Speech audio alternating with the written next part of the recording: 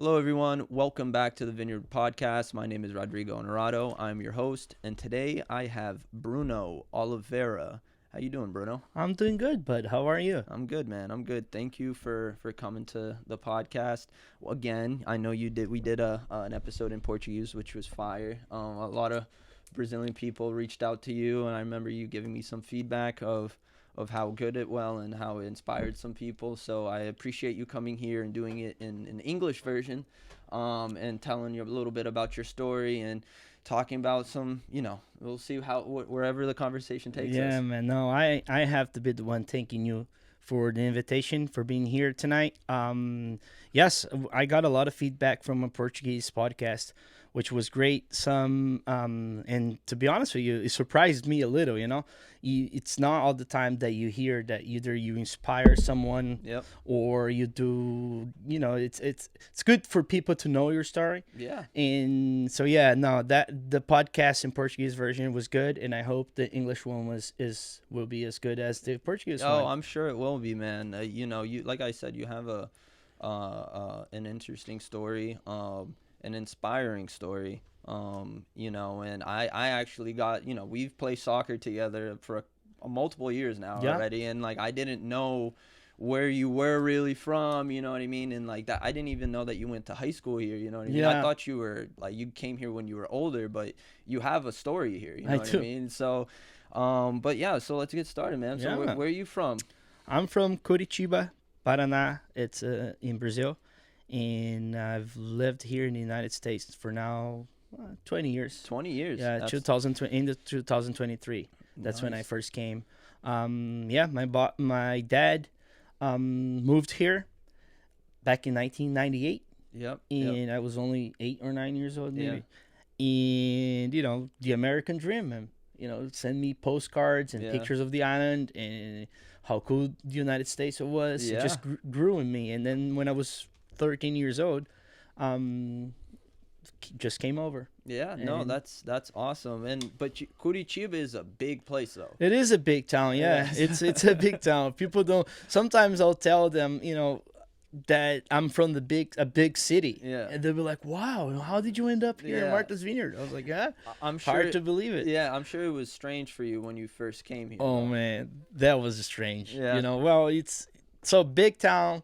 We lived in a nice house Yeah. in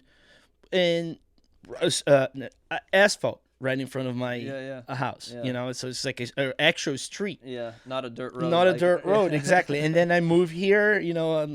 Living in wooden house. Okay. In Yeah, a dirt yeah. road, Yep. and it's all woods. Yeah. Surrounding my house. So it was a totally different environment, Yeah. but I gotta say, I like this lifestyle more Yeah. than the big city. Although every time I go back, I always have fun. I see my friends, I get to leave what the big town is, but just think with me. Here in the US, I've never lived anywhere else. Oh, so you're saying you've always lived on the island? I always lived on the island. Yeah, I mean, I can relate. I was born and raised here, man. Yeah. I'm 29. Exactly. You know what So I mean? that's Like, all I know about living in the United States. It's the vineyard lifestyle. Yeah. What we can do here. Yeah, but you've traveled a little bit, I've right? traveled a lot. Yeah. Yeah. Yeah, yeah. And then in being from a different place too, and going back and forth. Yes, it's different. Yeah. But here, I'm just saying. I wish I could. It's nice to hear when people say, "Oh, I'm from New York. I lived in Yeah, yeah. Manhattan," or "I'm from LA." I think that's pretty cool. I've never been to LA, just to the airport, but Yeah. living in a big town here in the United States Yeah. must also be cool, Yeah, having the little experience of me going to New York, like I have mixed feelings about living Yeah. because I've never lived in a big town or a big Yeah. city, you know what I mean? So going to like New York City, when I'm there, I'm like, yeah, I kind of like it, but then I'm like 3 days in, I'm like, get me the hell out of here. Oh bro. yeah, You no, know what I mean? bro, I feel you. That's I exactly need how my I peace feel and it. quiet. Like I need, my Yeah. space or my nature. I Yeah. don't know what it is, man. Especially in Manhattan. Last time I was there, I was scared. I'm not gonna lie to you. I was like, Really? "What?" Yeah, it was only a few weeks after some dude drove a Home Depot truck and ran over a few people. I was scared. Are you serious? I am. I didn't even know about this. No, a few years ago, yeah. This dude just rented a van and ran over a bunch of people in the street. Were they like protesting or something? Yeah, I don't remember exactly, but I know that last time I was there, it was only a few days after that happened, or weeks after that happened. So I was just so scared, Rod, and I had my family with me, and I was just that's scary. It was so scary. You could see all the cops with those ARs in their hands. It was just scary. But that's the thing. We here on the Vineyard, we're not maybe as much as exposed to a lot of things that the big towns provides. Of course, having this the feeling that we're safe here helps. A lot. Yeah. And it's definitely a place where I want to raise my children. It's a place where I think they're going to be safer here. They're, but different places. Yeah. But I also think that security comes from many different aspects. Yeah, for sure. It's not just... it's not just living in the woods where you could get hurt, hunt here. Someone hunting in the woods. Or something exactly, and get shot. Yeah. Yep. From hunting. Yeah, that's crazy. Not too long ago, I think a bullet or something. Didn't the bullet hit the VTA bus? Oh, I didn't even know about that. Oh my God, Roddy, you're not watching the news, man? Bro, to be honest, this past year and a half has been just a crazy year for me. Just with like 3 classes online, and working at community services, and then with this coaching thing that I've been doing for a couple years now. That's great, man. Yeah, it's just like I've been like not watching any news. That's to be good. Honest, That's good. But like it's bad because like. I only found out like a day later about the whole Israel and Hamas thing. Yeah. You know what I mean? So I'm just like, I need to be more aware of what's going on. Dude, it's good to be aware of what's going on. So, but it's also a good thing not to know this bad things, Yeah, dude, don't bring that. It's so scary. Yes, the world right now, you know what I mean? And like, it's not just right now. I feel like we're not, so much is going on, especially after the pandemic that like, you can't, I've been just like in my little bubble because here, like you're going back to the security part of feeling safe. Like I feel like we're unique. The island is very unique. I'm sure Nantucket is like similar in some aspects. I know it's smaller, but I feel like we don't have that same sense of security like you're saying. Like you were just mentioning, like staying here because it's an island, not as exposed to stuff like, someone driving a truck over people. That's crazy. You know what I mean? But like, so like, I feel like I'm in my little bubble, you know what I mean? Like, and just tunnel vision into like my goals, you know what I mean? And trying to get this. There's a year now since you've been on this podcast. It's unbelievable. Yeah, a year later, you're back here. I'm back here. And how long will we be talking about doing this? For about a year, right? Yeah, about a year. Yeah. Like it was like weeks or months before, like after you came here, and I was like, all right, I want you to back. You're like, oh, I'm going to Brazil. Once I come back, we'll link up. And then that like summer started, and we were just crazy. My dad had a heart attack. He's better now. I was working like crazy. So it's just like life just keeps going, bro. That's what true. I mean? So that's true. But I'm glad, and I thank you for taking the time to come here. Because I know you got kids, you got your business, B&B. If you didn't know, B&B Home Improvement, call him up. I'll even put his ad here one more time, to try to help him out. Yeah. I'm sure he doesn't need that help. Of course, I need that help. I need all the help I can get. No, I'm kidding, man. I'm kidding. But going back to the conversation, though, we were just talking about the sense of security. Like, I didn't know that a bullet hit a VTA bus here. You know what I mean? But that is insane. You know what I mean? Because stuff can happen in your life that you don't know. Like my father's heart attack. You know what I mean? That was so unexpected. And that's why I kind of haven't been doing a lot of my podcasts.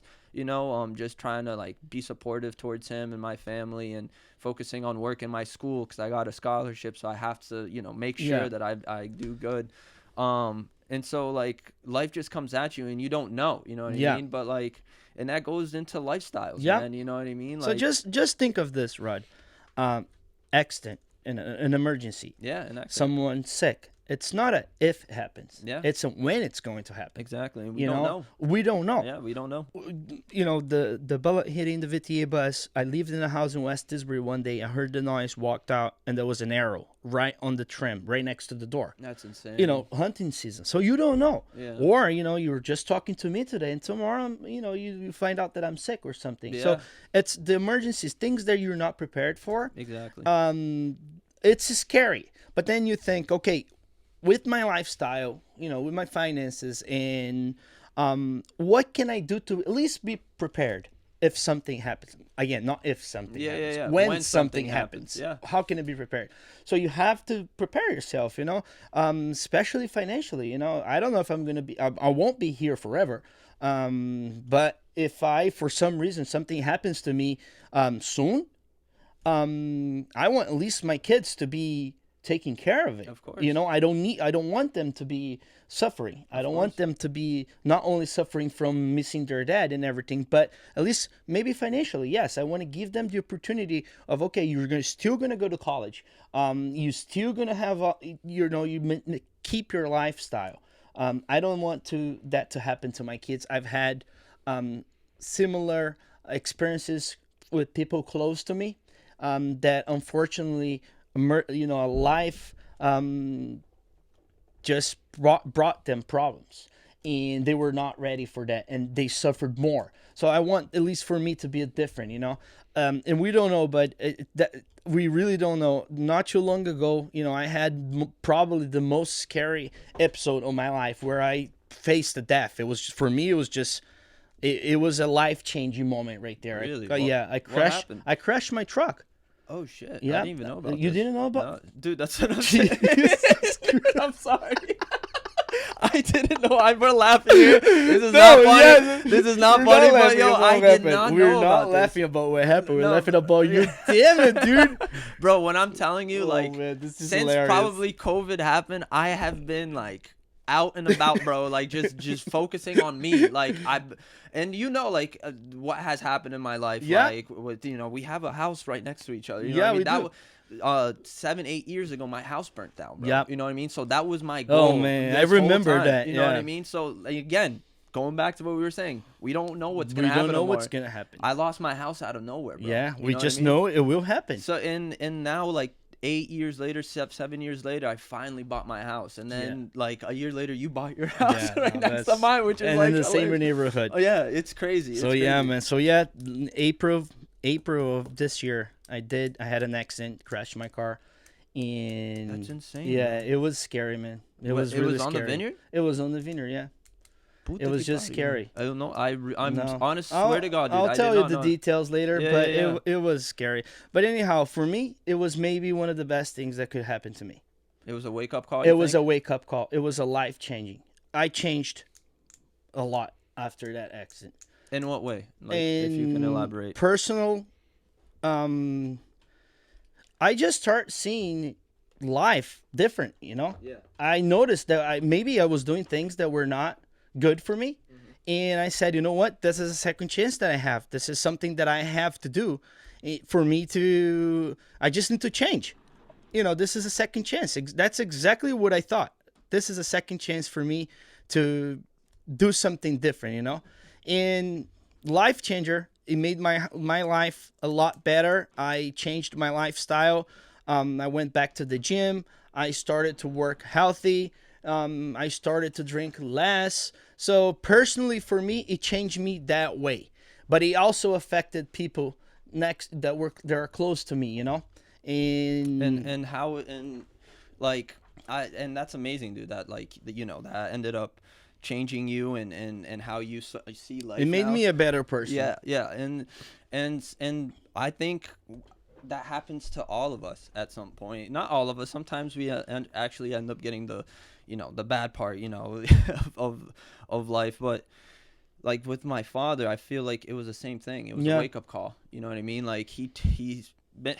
He's still working. He shouldn't be working, but in some aspects he changed for the better for him and for his family, So it's unfortunate that sometimes we have to go through that, and I don't know. I'm Christian, you know what I mean? So like, I'm Christian too. yeah. So like my house burning down, you know, and then finding this Bible, like everything burnt down and this Bible not being burnt down, like is like, to me, that's like a sign. You know what I mean? Like, trust me, like I got you. You know what I mean? Like if you went through like, I don't know. I feel like God is not gonna put you through a situation that you can't win. You know what I mean? So it's just like, that's it, man. Sometimes I feel like we have to go through these That's tribulations. some powerful thing you're saying there, Rudd. But it is true, man. But sometimes it took me a while to realize that. The thing is, we have signs that something is about to happen. You think so? We do. Yeah, we do. On our daily basis, on our routine, we have signs. Let's just use a person that has a heart attack, for example. He just doesn't have a heart attack, right? Out of sudden. No. He has signs. Maybe 1 month later, he has a little heart, pain on his chest. Or 1 month before, you're saying, right? Like he's feeling. Before. My dad. Before. That's how my dad had those signs, but he ignored them. He was like, right? I have these all the time. That's exactly where I want to get. Yeah.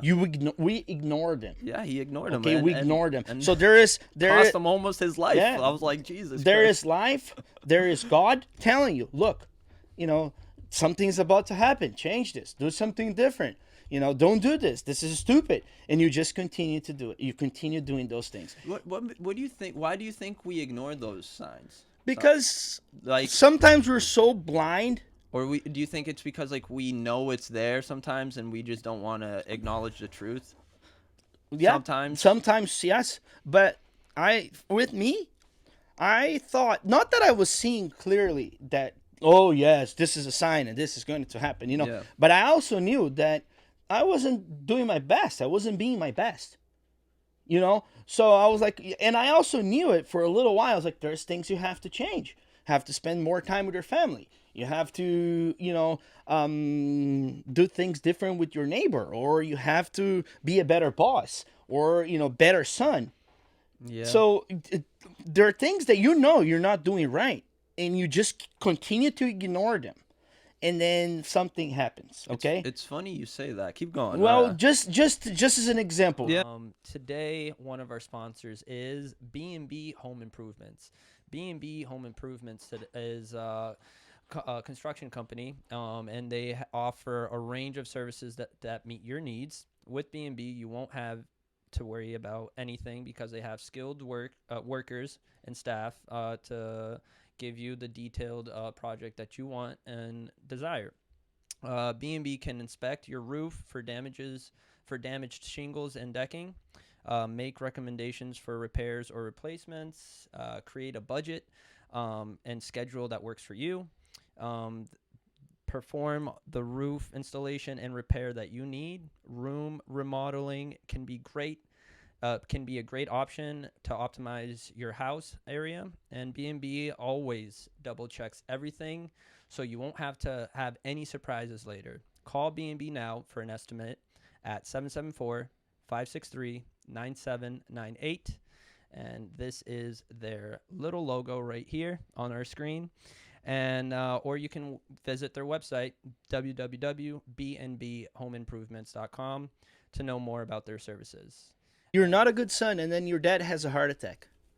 His heart attack could change not only his life but also yours. Yeah, and you make you realize, thinking, okay, my dad is not. I can lose my dad anytime, so I'm gonna be a better son. So this applies to all parts of your life. It's the daily signs, and okay, I'm not being a good son. I'm not being a good son, and you just continue to not be a good son. So when something drastic like that happens, it's a wake-up call. Yeah. So you can still, that might not be enough. Yeah. And you're still doing the same dumb things you were doing before. So your life, your lifestyle, everything changes. What if what if from that accident I maybe ended up in a wheelchair? Yeah. My lifestyle, everything would change. Yeah, it's funny you say that, man, because like when my dad had the heart attack this summer, like this is all things that like I thought about. Like the day he had the heart attack, you know, it was like such a surprise. I was like, damn, like I'm for a split second, like at the hospital, I was like, I'm about to lose my dad. You know what I mean? So like it's like a whole movie went through my head. Yeah. You know what I mean? Like, damn, like thoughts of like, I didn't do this with my dad. I didn't do this with my dad. You know, like I did this though, but I didn't.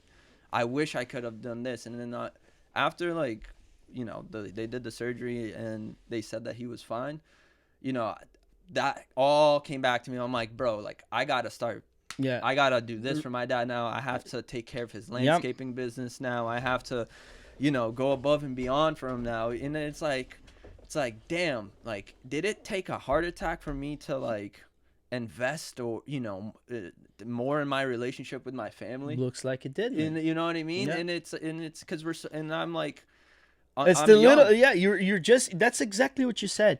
You know, here, it's like your life. You're living your life. You know, sometimes I'm living I'm working, like I got my bills, like I'm getting exactly. married, like you I got forget my goals. about this yeah, things, you know, and but it's like this could make made a life better of someone, you know, just remember of something, you know, and being there if something happens. Yeah, guys, if you have a mom or you have a dad or a stepdad or anyone or any family member, it doesn't have to be your mom or dad. Just give them a call right now and go tell them you love them. That's true. We don't know when, you know, what can happen tomorrow. You know what I mean? And so I'm not trying to make this a sentimental podcast, but I am trying to point out you know, some valuable points out there because it's stuff that worked for me and I'm sure it worked for Bruno. This doesn't only apply for parents. Yeah, it it's goes for a everyone. friend, a brother, sister. You know, it's we're living in hard times. Yes, right now. we are, and we need to show love. We need to show affection. We really do. You know, and again, I'm talking to you now, and I'm thinking, you know, am I doing this? Yeah. Where do I have to change? Our life, I think, especially, we have to always try to be a better person. Yeah, of course. It just always to be our best, you know, the best version of ourselves. Yes. We have to aim for that. That has to be a life goal. Yeah, of course. We can't be perfect. That's obvious, you know. But at least if we try to be a good person, do something good for someone, you know, it's unbelievable. My life is blessed because I feel like I blessed a lot of people through my life.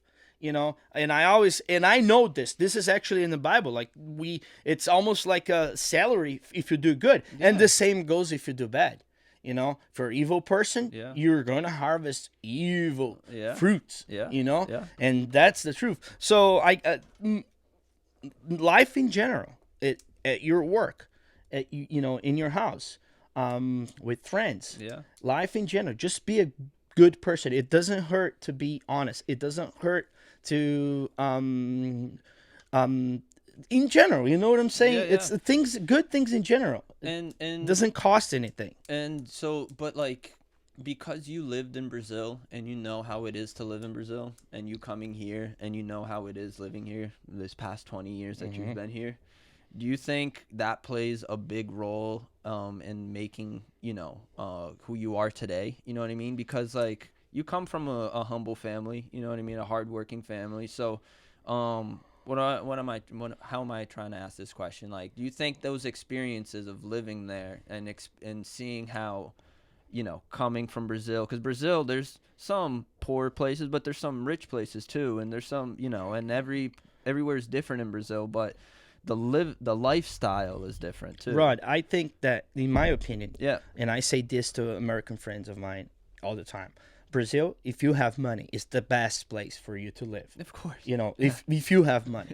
The problems with Brazil, in my opinion, are not the country. You know, the weather's amazing. Of course. In Curitiba, it gets really cold. You know, Yeah. It gets down to 32, 30 in the wintertime. Really? Yeah, it's cold. It's hard to live there in the wintertime. I didn't know that. You know, if you go south, if you're even south, it's colder. You know, it's the opposite of the United States. That's Here, crazy. the Northeast, Yeah, because it's closer to hot. the equator. I mean, cold. In Yeah, Brazil, the Northeast is hot, close to equator. Yeah. Yes.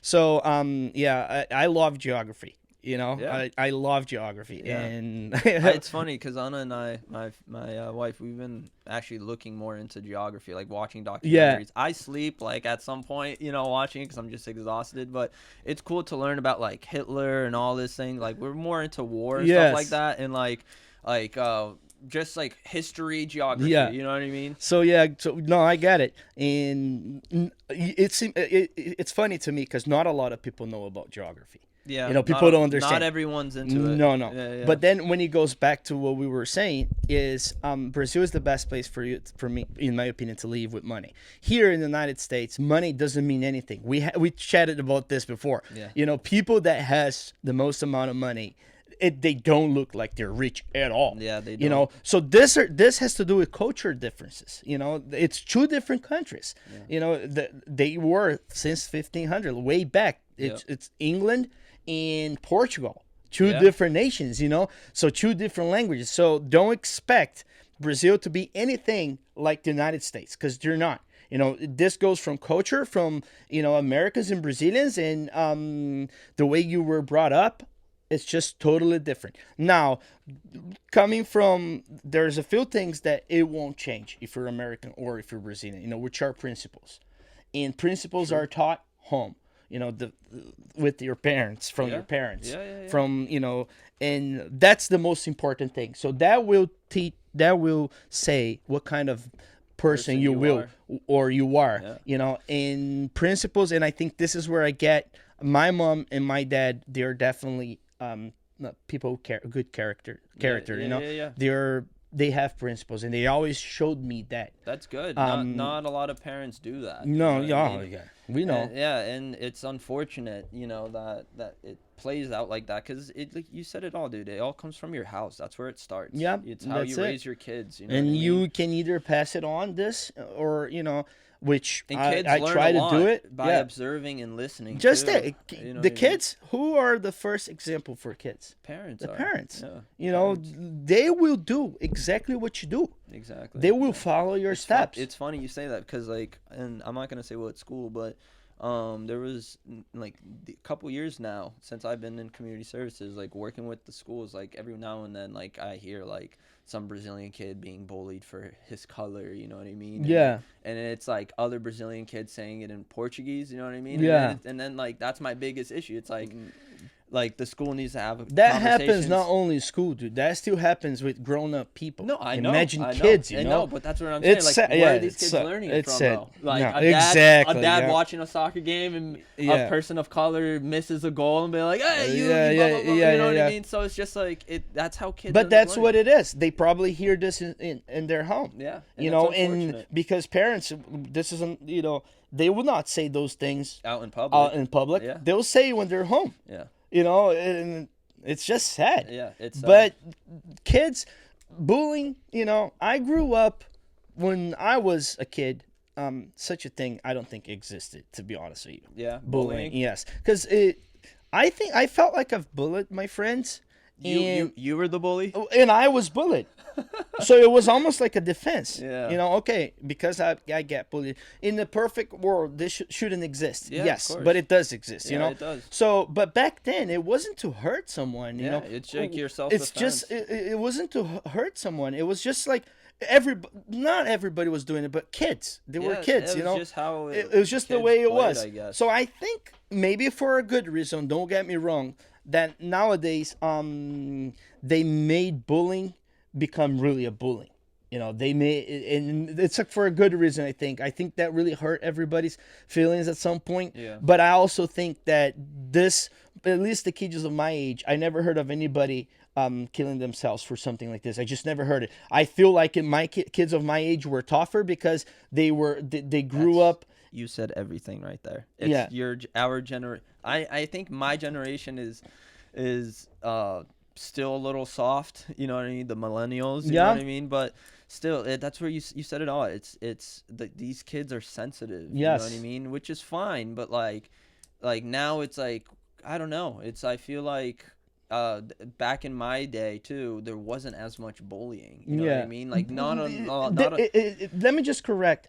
Maybe tell me if you think I'm wrong. Yeah. But there was bullying, but it wasn't a thing. it was not like, oh my God, Yeah. he called this kid It wasn't fat or considered something. bullying. I Yeah, it guess. was just like kids. They're, Yeah. they're oh, you're fat. Oh, whatever. It's just kids. Yeah. They didn't mean that. Yeah. It's crazy. so now, but okay, I'm sure there's a reason why things happen that way. Yeah. But what is this generation going to be by the time that they're 20 years old or 30 years old? Is it everybody just going to be treating them? That's my concern. That's my only concern. And that goes back to mental health, bro. It goes back to mental health. Yeah. So that's where I think it gets dangerous. Yeah. Because if you have a kid that's not exposed to the elements, it's just living your little life, and then all of a sudden, just burst. Yeah, it can be dangerous. It can be dangerous. And that can lead to, killing people or killing himself or getting other people and hurt. Yeah, it sucks, man. So now I really miss growing up, like being a kid, because it was my childhood was perfect. In Brazil, you're saying? In Brazil, in here, as a teenager, Yeah. I always had a good time. I always enjoyed my friends. I was out in the woods. I was out at the beach here, hanging out with my friends and having a good time. I had a really good time. I never had problems, with, somebody called me this or that. And I've been bullied a lot. So I just never really bothered me. Yeah. And I don't see why. I see why it would bother some people, but come on, guys, Yeah. After all, they're all kids. Were you bullied because of like English, or you're just not from here, like stuff like that? No, I was never really bullied here. Like it was with racism, mostly in stuff like Brazil. that? I had some, it was just normal back then. Racism, and I never heard the word immigrant until I moved in here. In my school in Brazil, it was full of immigrants. We had kids from Syria, we had kids crazy.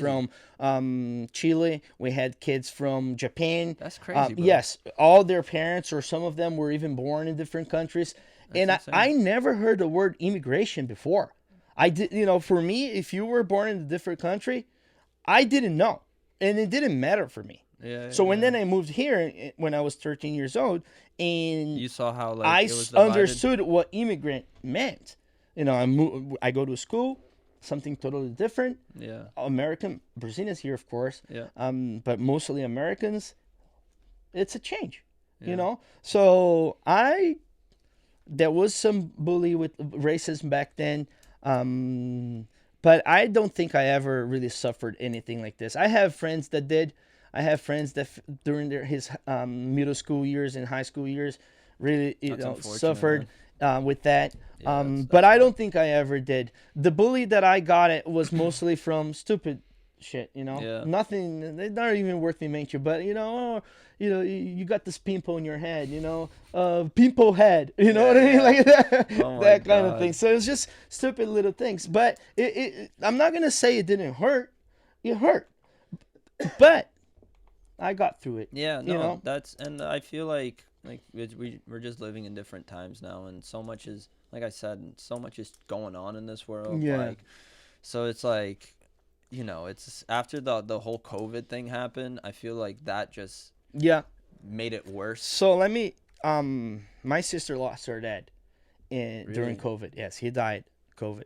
I'm so sorry. It was July 4th of 2021. Damn, right in the middle of COVID. Yeah, July super healthy guy. Yeah, I was at the beach here. Got the call. It was heartbreaking. But anyhow, super healthy guy. I think he was 60 years old. Or he was 58. Not that old. I don't remember how old he was, actually. I don't remember. 62? Whatever. Yeah. Not old, in my opinion, right? So he got sick and went to the hospital for 20, 30 days and passed away. The thing is, that also changed my life. Because he died and he left no money for my mom and my sister. My sister was on her 4th year or 5th year of to become a dentist. Oh.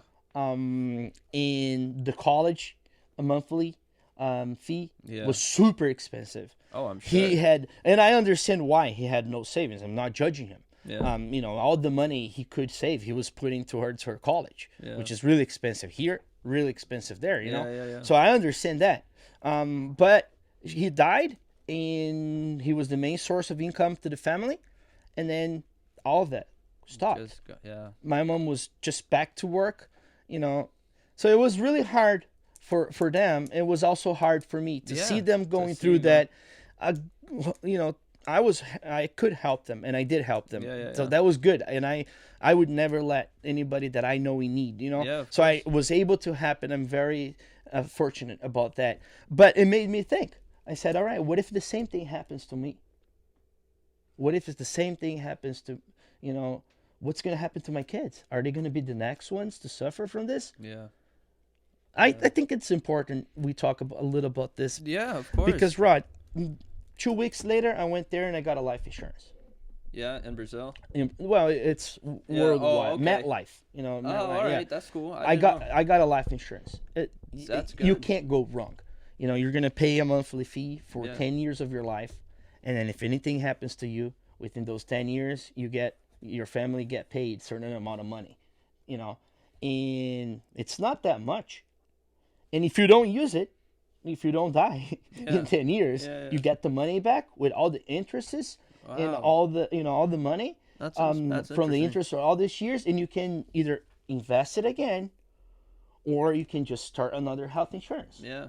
That's or crazy. You can just say, okay, I'm not going to get the money back. I'm just going to have forever a health insurance. I see. Not health insurance, life insurance. Sorry, life insurance. You know, that's dope. So I did that. That was one of the first things I did. That's crazy. And then I started to research more about it. And I said, okay, but what if in a perfect scenario, I'm not going to die. Yeah, of course. Right? Yeah, that's the perfect world, right? Yeah, but I'm going to be, well, at least not until I'm old. Yeah. But I'm going to be someday 50 years old. Where am I going to be? Where am I going to be?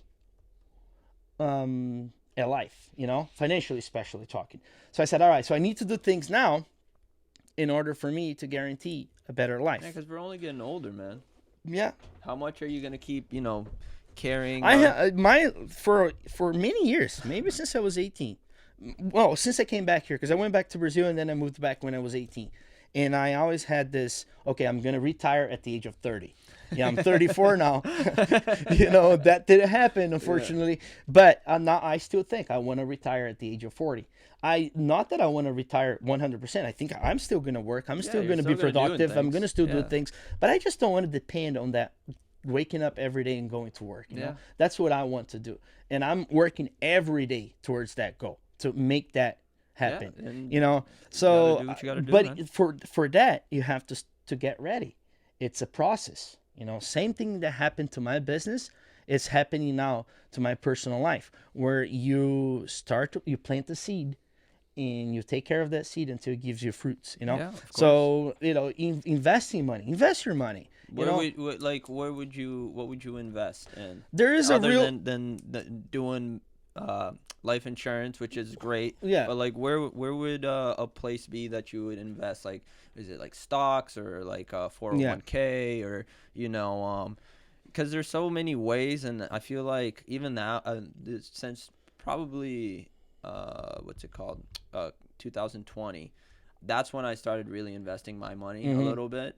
Because everything was like locked down and like the stocks were crazy and everything that was going on. So that's when I was like, all right, I'm gonna start investing my money. But I didn't know anything about. So I'm like watching videos, you know what I mean? And some people don't know even where to research that type of stuff. There is I like this app called Robinhood. Okay. Do you know that? Yeah. Do you have it? Yeah, I use it. Yeah. So that's I use Acorns too. Acorns too. I love Acorns. I actually get the money from Acorns and put it back. Hey Acorns, sponsor me, bro. Robinhood, sponsor me.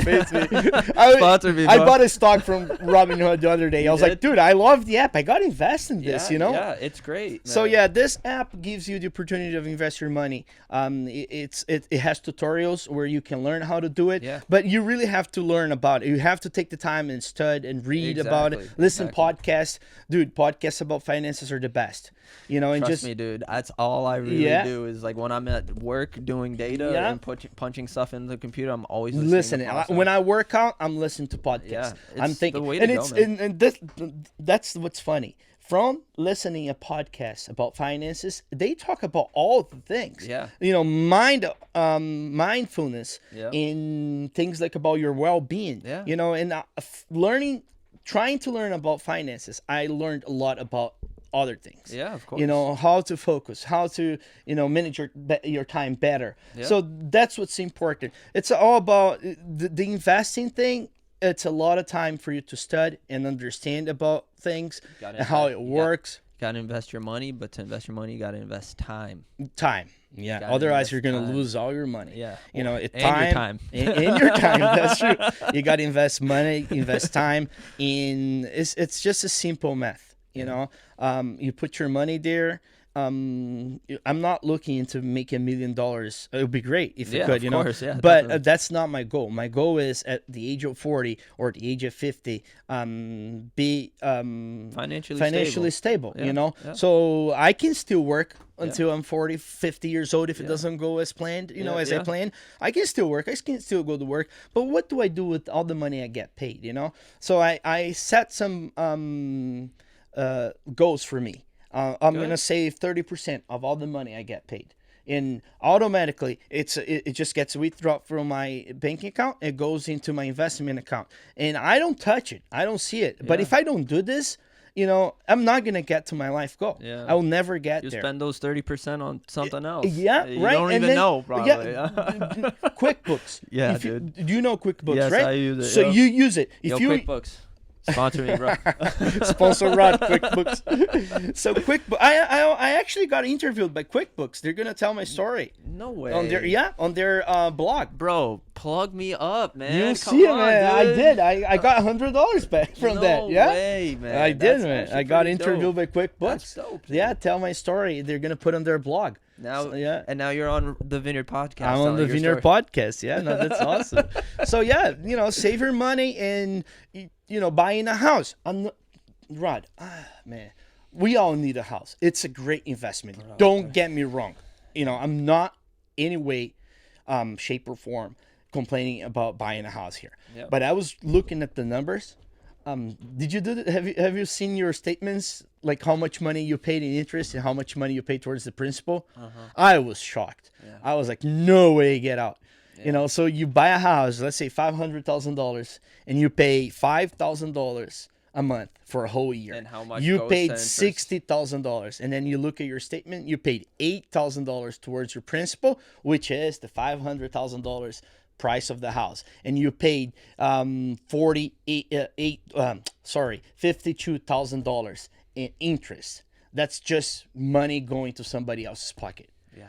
When I saw that, I was so pissed. I was like, oh my God, what the hell did I do?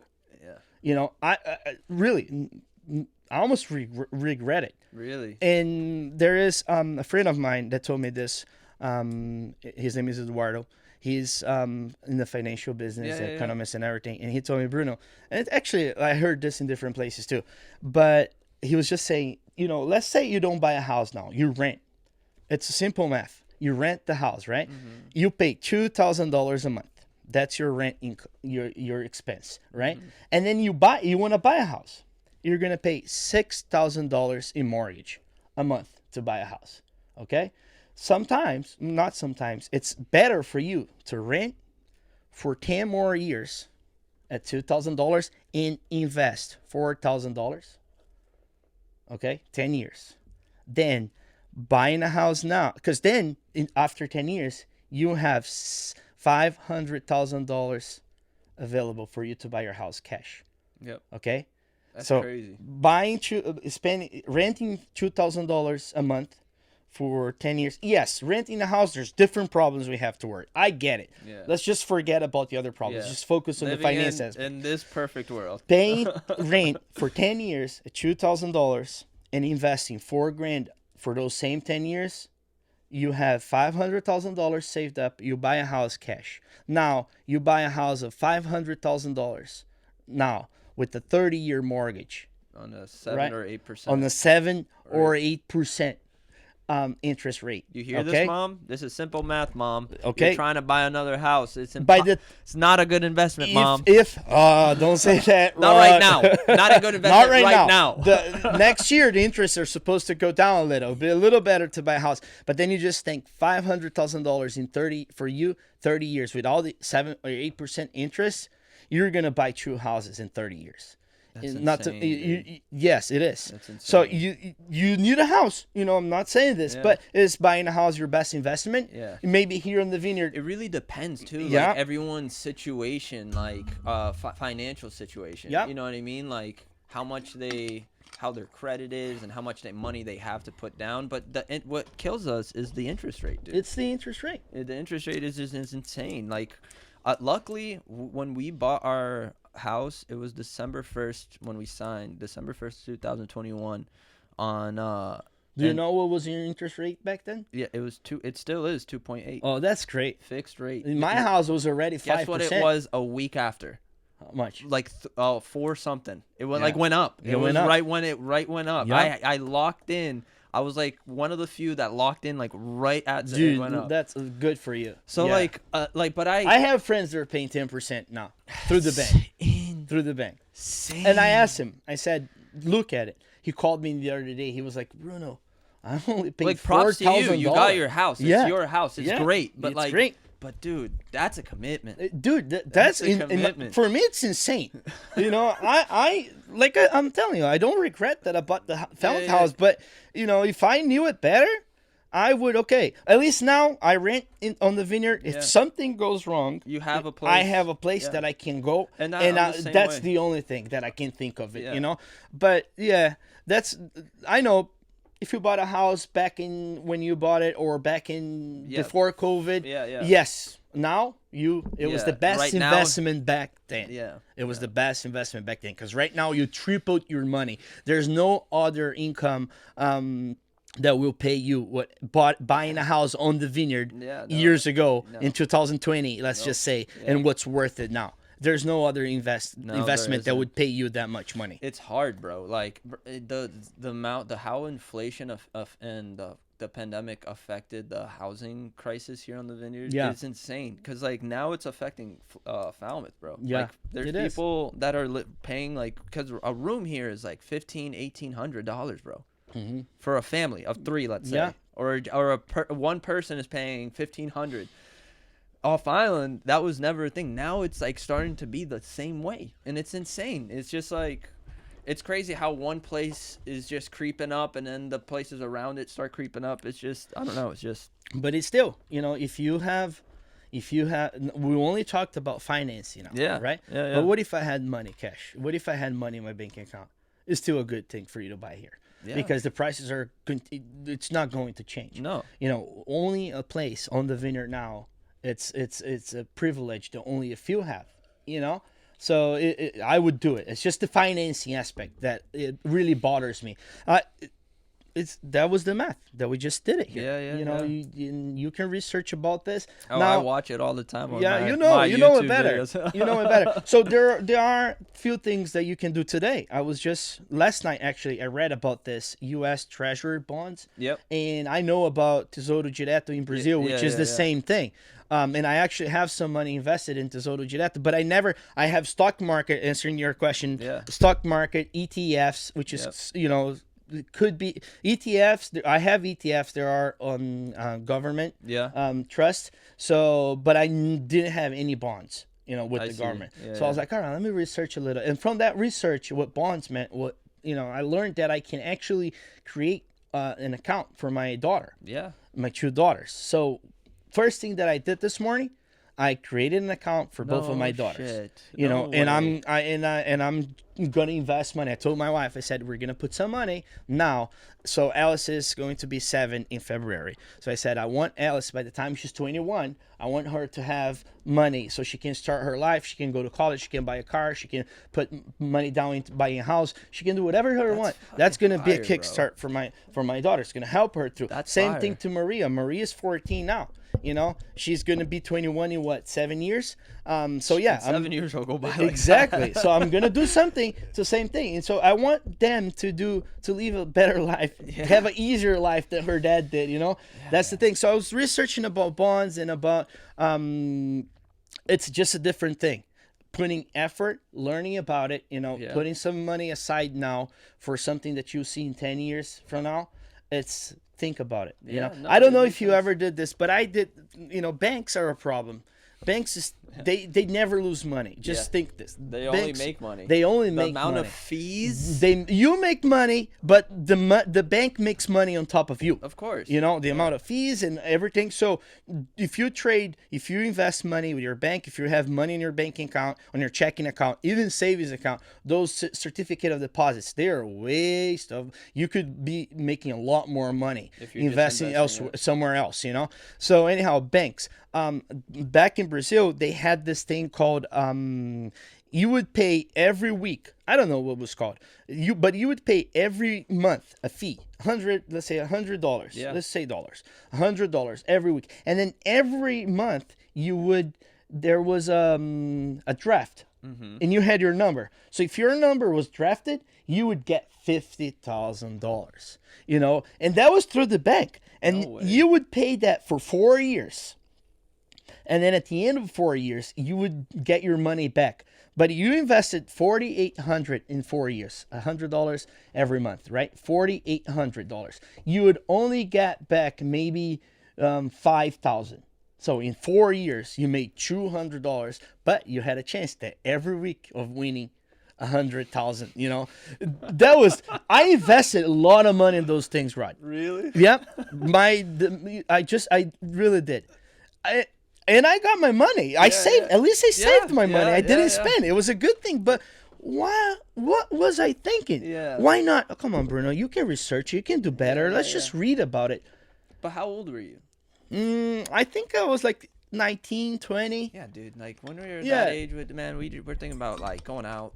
That's what I just said. Trying to drink. Just the fact, just because I actually saved some money, I did not spend all my money. It's already amazing. good. Yeah. You know, it's amazing. You know, but I learned that way, and since then I've just been reading and studying about it, and putting the effort so I can meet my life goal. Yeah. You know, that's my main thing. And and it's good to have goals, right, man? Yeah, Like, you gotta have goals. Yeah, because like weekly goals, monthly goals, year goals, and a lifetime goal. You gotta have one. No, I mean, that doesn't always work for everyone, right? But like for me, it works. Like when I put a goal that like I think that works for everyone, Rod.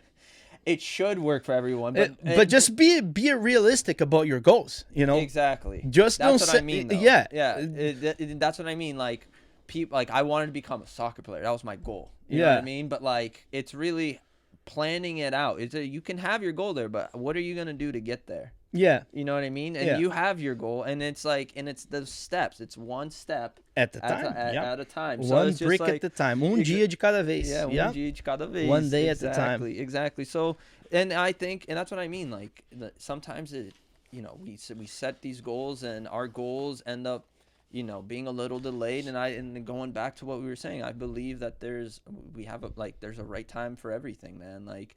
8 years ago, my house burnt down, and only 7 years later, I bought a house, or 6 years later, I bought a house. So it's like, right, I wanted a house right there and then. It took me 6 years to get that. So I had a goal. Maybe if your house didn't burn down, you still didn't have a house.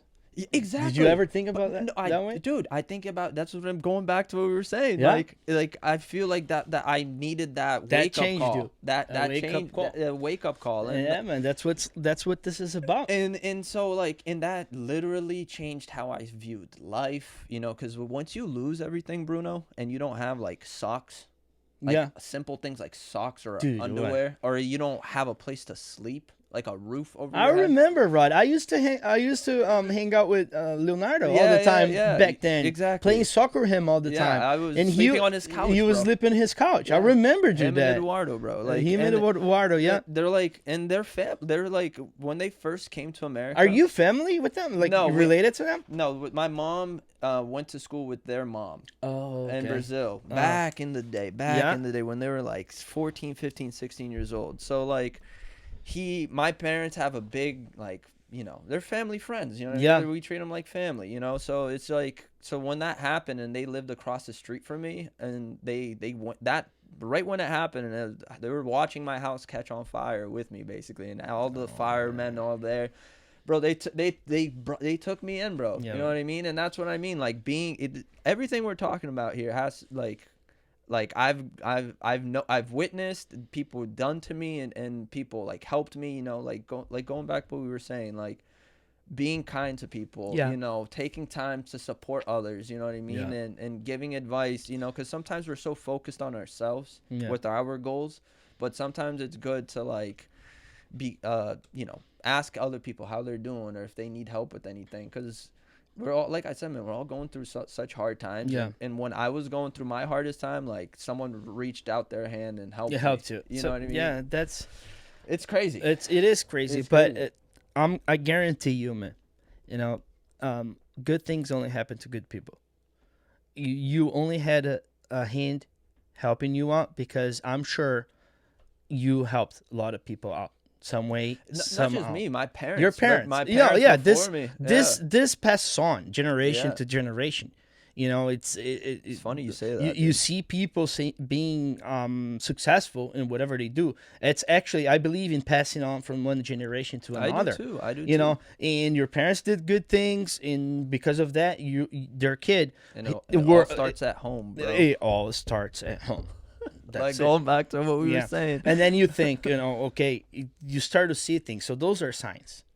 Those are the signs that I'm telling you. Yeah. You know, maybe it took you a little while to understand. Yeah. To understand dude. what that was about. For sure. You know, for 1-2 years, heard it a lot. It was hear hurting it. you. Yeah.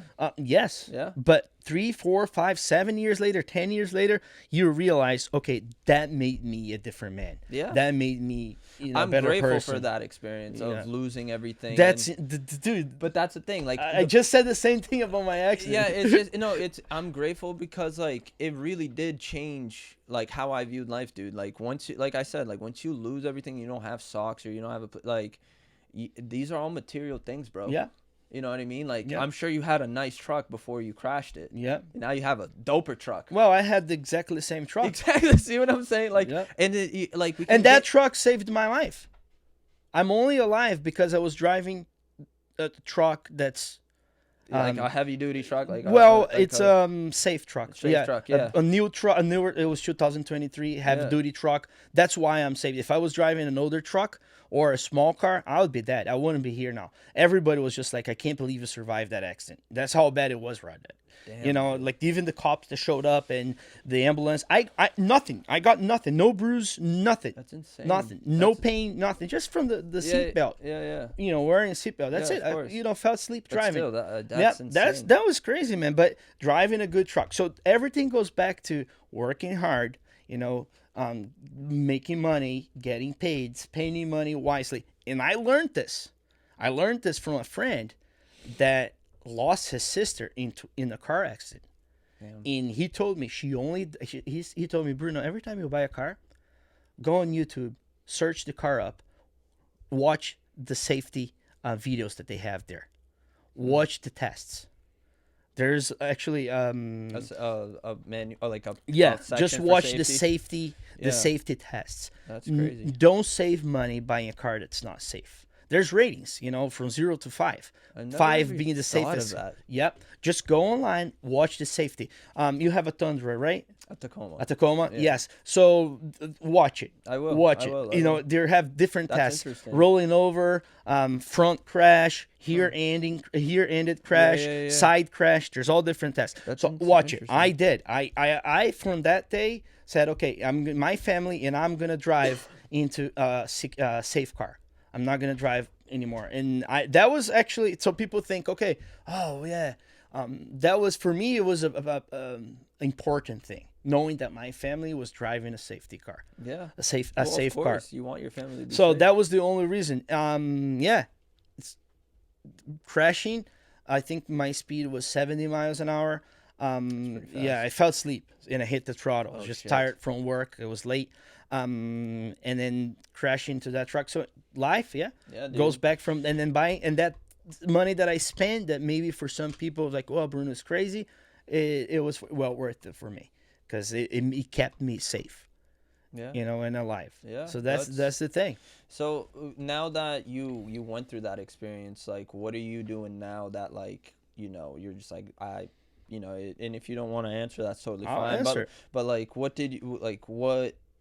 changed you? You know what I mean? Like, what did you see after that? And you were like, yo, I gotta, like, not work as much. I gotta start working out, because I do see you posting, like, you're at the gym Yeah. now a lot more. I maybe you have been going. I didn't notice. Like, because I don't keep track of who's doing what. But like I think yesterday, you were at the Yeah. gym, so that's why I'm saying it. Yeah. But like, did you start getting in that mindset of saying, like, like, I'm gonna start working out? Like, you started playing soccer. I haven't seen you play Yeah. soccer in a while, bro. I don't think that came from the accident. No? No, not from the accident. The accident changed me in a different way. I think it made me a tougher person, like, to see life, a tougher man. Yeah. And I also realized me that death is right there. Yeah. So, dude, the first thing when I got home and I saw my daughters, they sat next to me and they knew it. What happened? Dude, it was the best moment of my life Really? when I hugged them.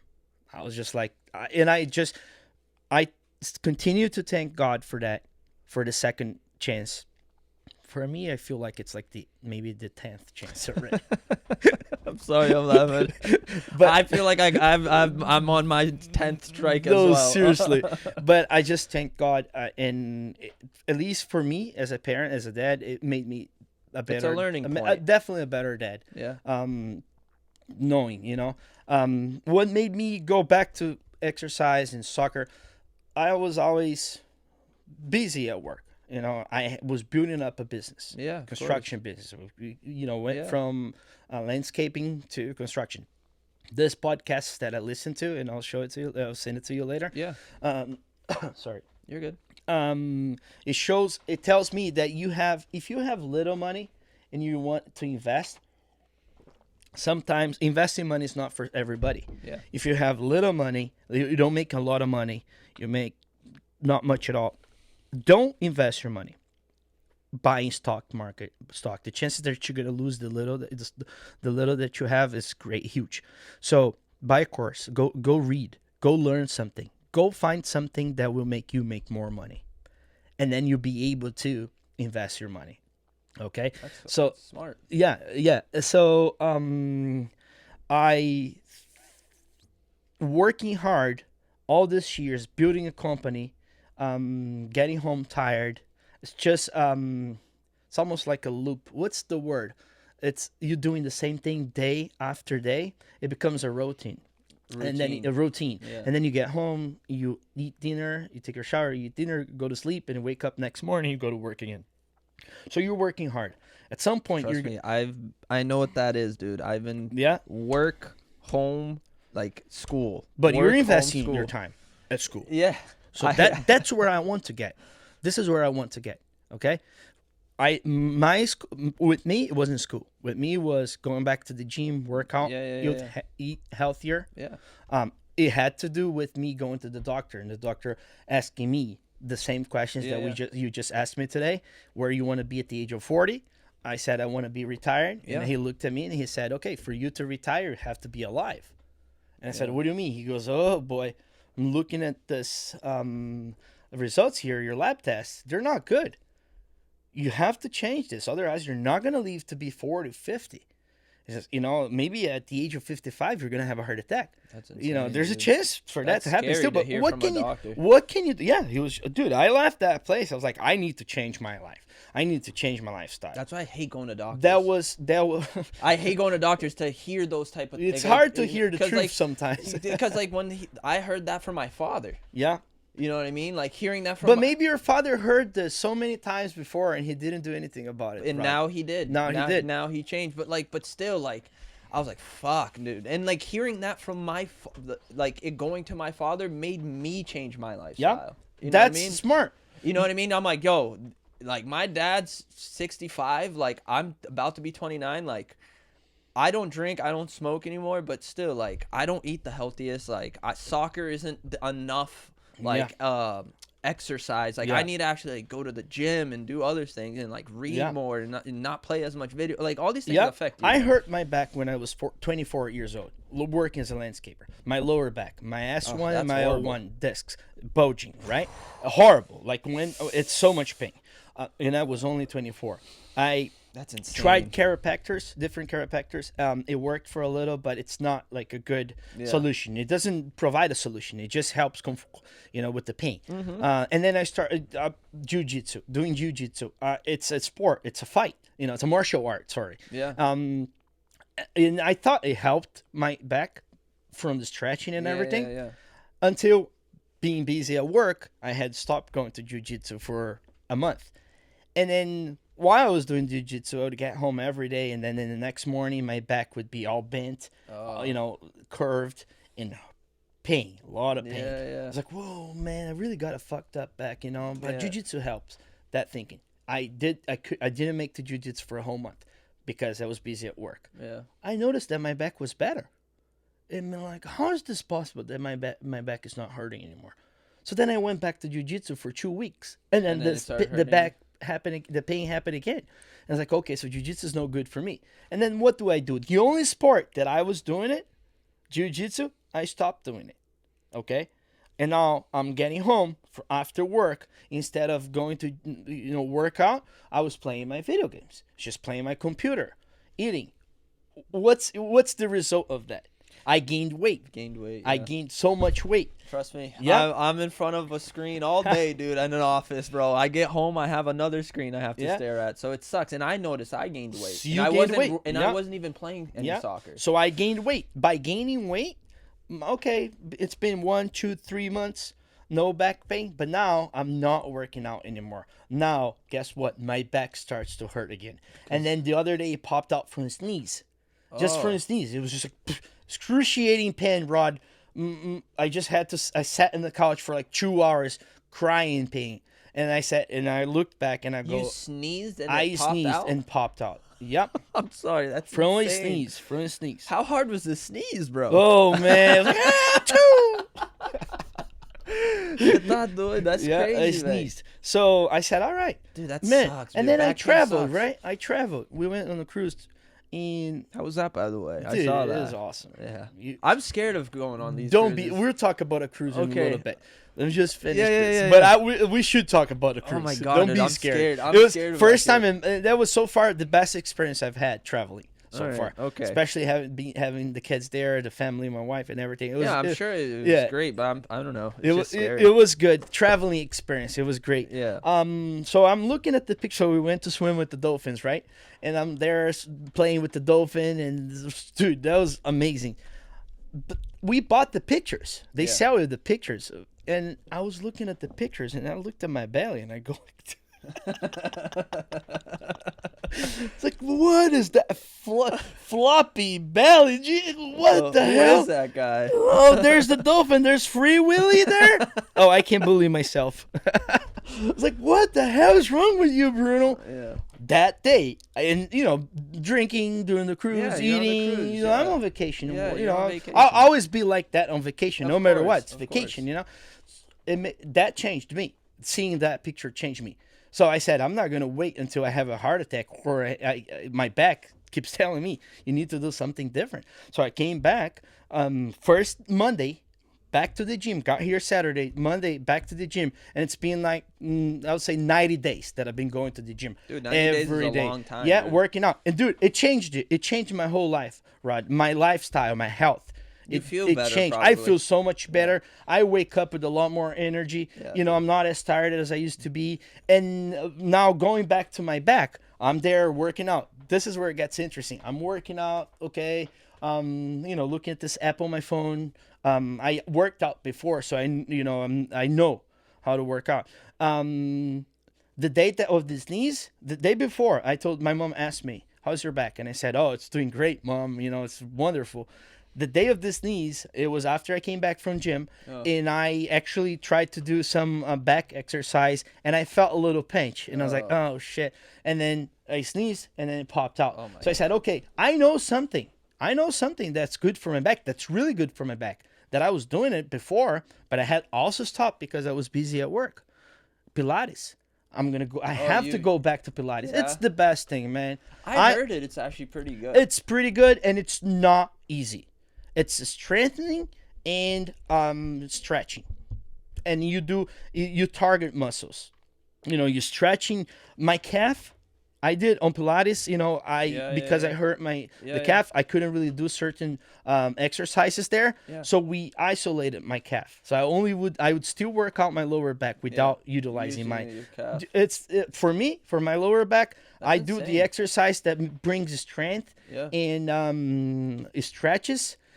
That's the best thing. I am a totally different man now as far as the low back problem goes. Yeah. I don't feel pain anymore. I would wake up in the morning feeling pain. It's just perfect. But then it goes back about it's just the sacrificing. I sacrificed so many years for work. Discipline too. Discipline, yes. Discipline, having that discipline. Yeah, but I had the discipline. Let's just use discipline. I had the discipline of going to work for so many years, every day, raining, snowing, sunny, just going to work to be where I am today, so I can actually go work out every morning. I have the time to work out. I have the time to get home, cook me a nice breakfast, change my eating habits. Maybe like when you were younger, you didn't do it as much. You know what I mean? Or maybe you were, but like, you're young. But like everything, your body could have sustained, you know what I mean? You know what I mean? And it shows signs later. Exactly. Exactly. So it's never too late to start doing something different, Exactly. So now I work out in the morning, get home, I make I don't eat on the street anymore breakfast. Yeah. I make a nice breakfast for me. You want to know why? Because he's investing in Acorns and Robinhood. That's where his money's invested. Yes. He's bringing his marmitas from home. Sponsor him. Sponsor him. That's it. Eating healthy, working out. I'm a better person now that way, and dude, that's awesome. Healthy wise, awesome. Maybe less stress. My work is extremely. It's a stressful environment. Yeah, well, I know. I've been on the job site or two. You know what I mean? I know how hectic it can be. You know what I mean? And it's because you're building other people's houses. So it has to be. And you're using their money. Exactly. So and there's deadlines. There's so many things that goes into construction, man. Yeah, of course. You know it. You've done it. Permits and all this stuff. Permits are the worst. Dealing with the politics. With the government employees, oh my God, they suck. They move so slow. Nobody wants to be responsible for anything. They don't want to be reliable. Sometimes I can't sign on something that I would sign because I know it will work, because I have to wait for someone else to sign it for me. That just takes 30, 45 days. That's insane. And it's just, come on, guys, I'm only doing this. Yeah. It's not that hard, but I still have to wait for a permit for that construction. I get it. It's the way it is. There's a process. There's a process. Yeah. I am complaining, yes, but it's not going to change. It is what it is, and it's just the nature of the business. There's another thing too that I realized, which can bring stress. Which can bring stress. You know what I mean? So I get it, dude. I get it. It's Rod. When the reason why I stopped being a landscaper was, number one, of my back. That was a doctor's advice. And number two, it's so expensive to start a landscaping business. Bro, before you even go down this rabbit hole, I did landscaping for my father this summer because of his incident. And bro, landscaping is hard. It's not easy. You know what I mean? I don't know if it's because like I got used to the office life of working in an office. Oh yeah, you're chubby and everything. So like going back, I'm like huffing and puffing, like put on this push mower, and I'm like, what the fuck is my dad doing? I was proud of you, Rod, actually, when I saw your stories and you were just landscaping. I mean, dude, I'm the only son, so like if I didn't take care of his business, like he would lose clients. You Yeah, know what I mean? no, And that was- that's his money yeah. source. You know what I mean? So it's like, and I didn't do it. And Bruno, I didn't make a fucking cent off of it. And I'm not complaining. Like I will do it again if Yeah. I have to. You know what I mean? But like Only if you had to. yeah, only if I, because I do not want to push him over again. But because like, and then like have the stress of finding people, someone to work for you. You know what I mean? Because my dad was a one man guy. You know what I mean? Like, So this is the thing. Look what you're saying. Your dad was a one-man guy. I've known your dad since I moved in here, pretty much. And he's always been just a one-man guy. yeah, you always know? working by himself. So you think, all right, it's challenges, right? Yeah. That probably, imagine with all his expertise and his knowledge, you know, maybe the lack of knowledge, who knows, you know? Yeah. Had him to be a one-man show for all this time. Yeah. I had a business staff meeting this morning with my crew, and I talked about this. I said things are changing with the business here with B&B Home Improvements. Said I started by myself, and then I hired one or two, and every time I hired someone, it was for others thought I was crazy, and I had the vision. I was envisioning where I wanted to be. And then I would hire one person and then, you know, work 3, 4, and then it grew to 7, 8, and then it got to 10, 12, and then it got at one point to 20, and it was just growing. It's like, whoa, wait a minute, 20 is too much. Let's just go back a little. Let's just scale down, you know. But I was never afraid of investing money. Taking that risk. And taking that risk of adding another person's payroll, you know. And that what made me grow. That made me be where I'm at. I wouldn't be able to do this on my own. Never. I'd still be a one-man show. And that's it. So and I'm really good delegating tasks. I don't want to be the person banging a nail. I know this. When I became a licensed general contractor, I knew nothing about carpentry. Nothing. I decided I wanted to learn to do something else. I studied about it. I put money. I studied a lot. I passed the test. In that moment, when I became a licensed general contractor, a builder, I started my business with construction, you know, and it changed. It changed. Yeah. I'm actually this morning when, a few meetings ago, I told them, I said, look, guys, I want you guys, I never had anybody, by the way, telling me, do this, do that. There's 2 ways for you to learn something. It's you learning by watching the others, you learning on your own, and there's no learning at all, right? So I would watch others. Someone asked me, I don't remember who it was, if I had a mentor. And it was a question that I never thought about it. And I didn't have an answer until the moment someone asked me if I had a mentor. And I came to the conclusion that up to that moment, I had no mentors.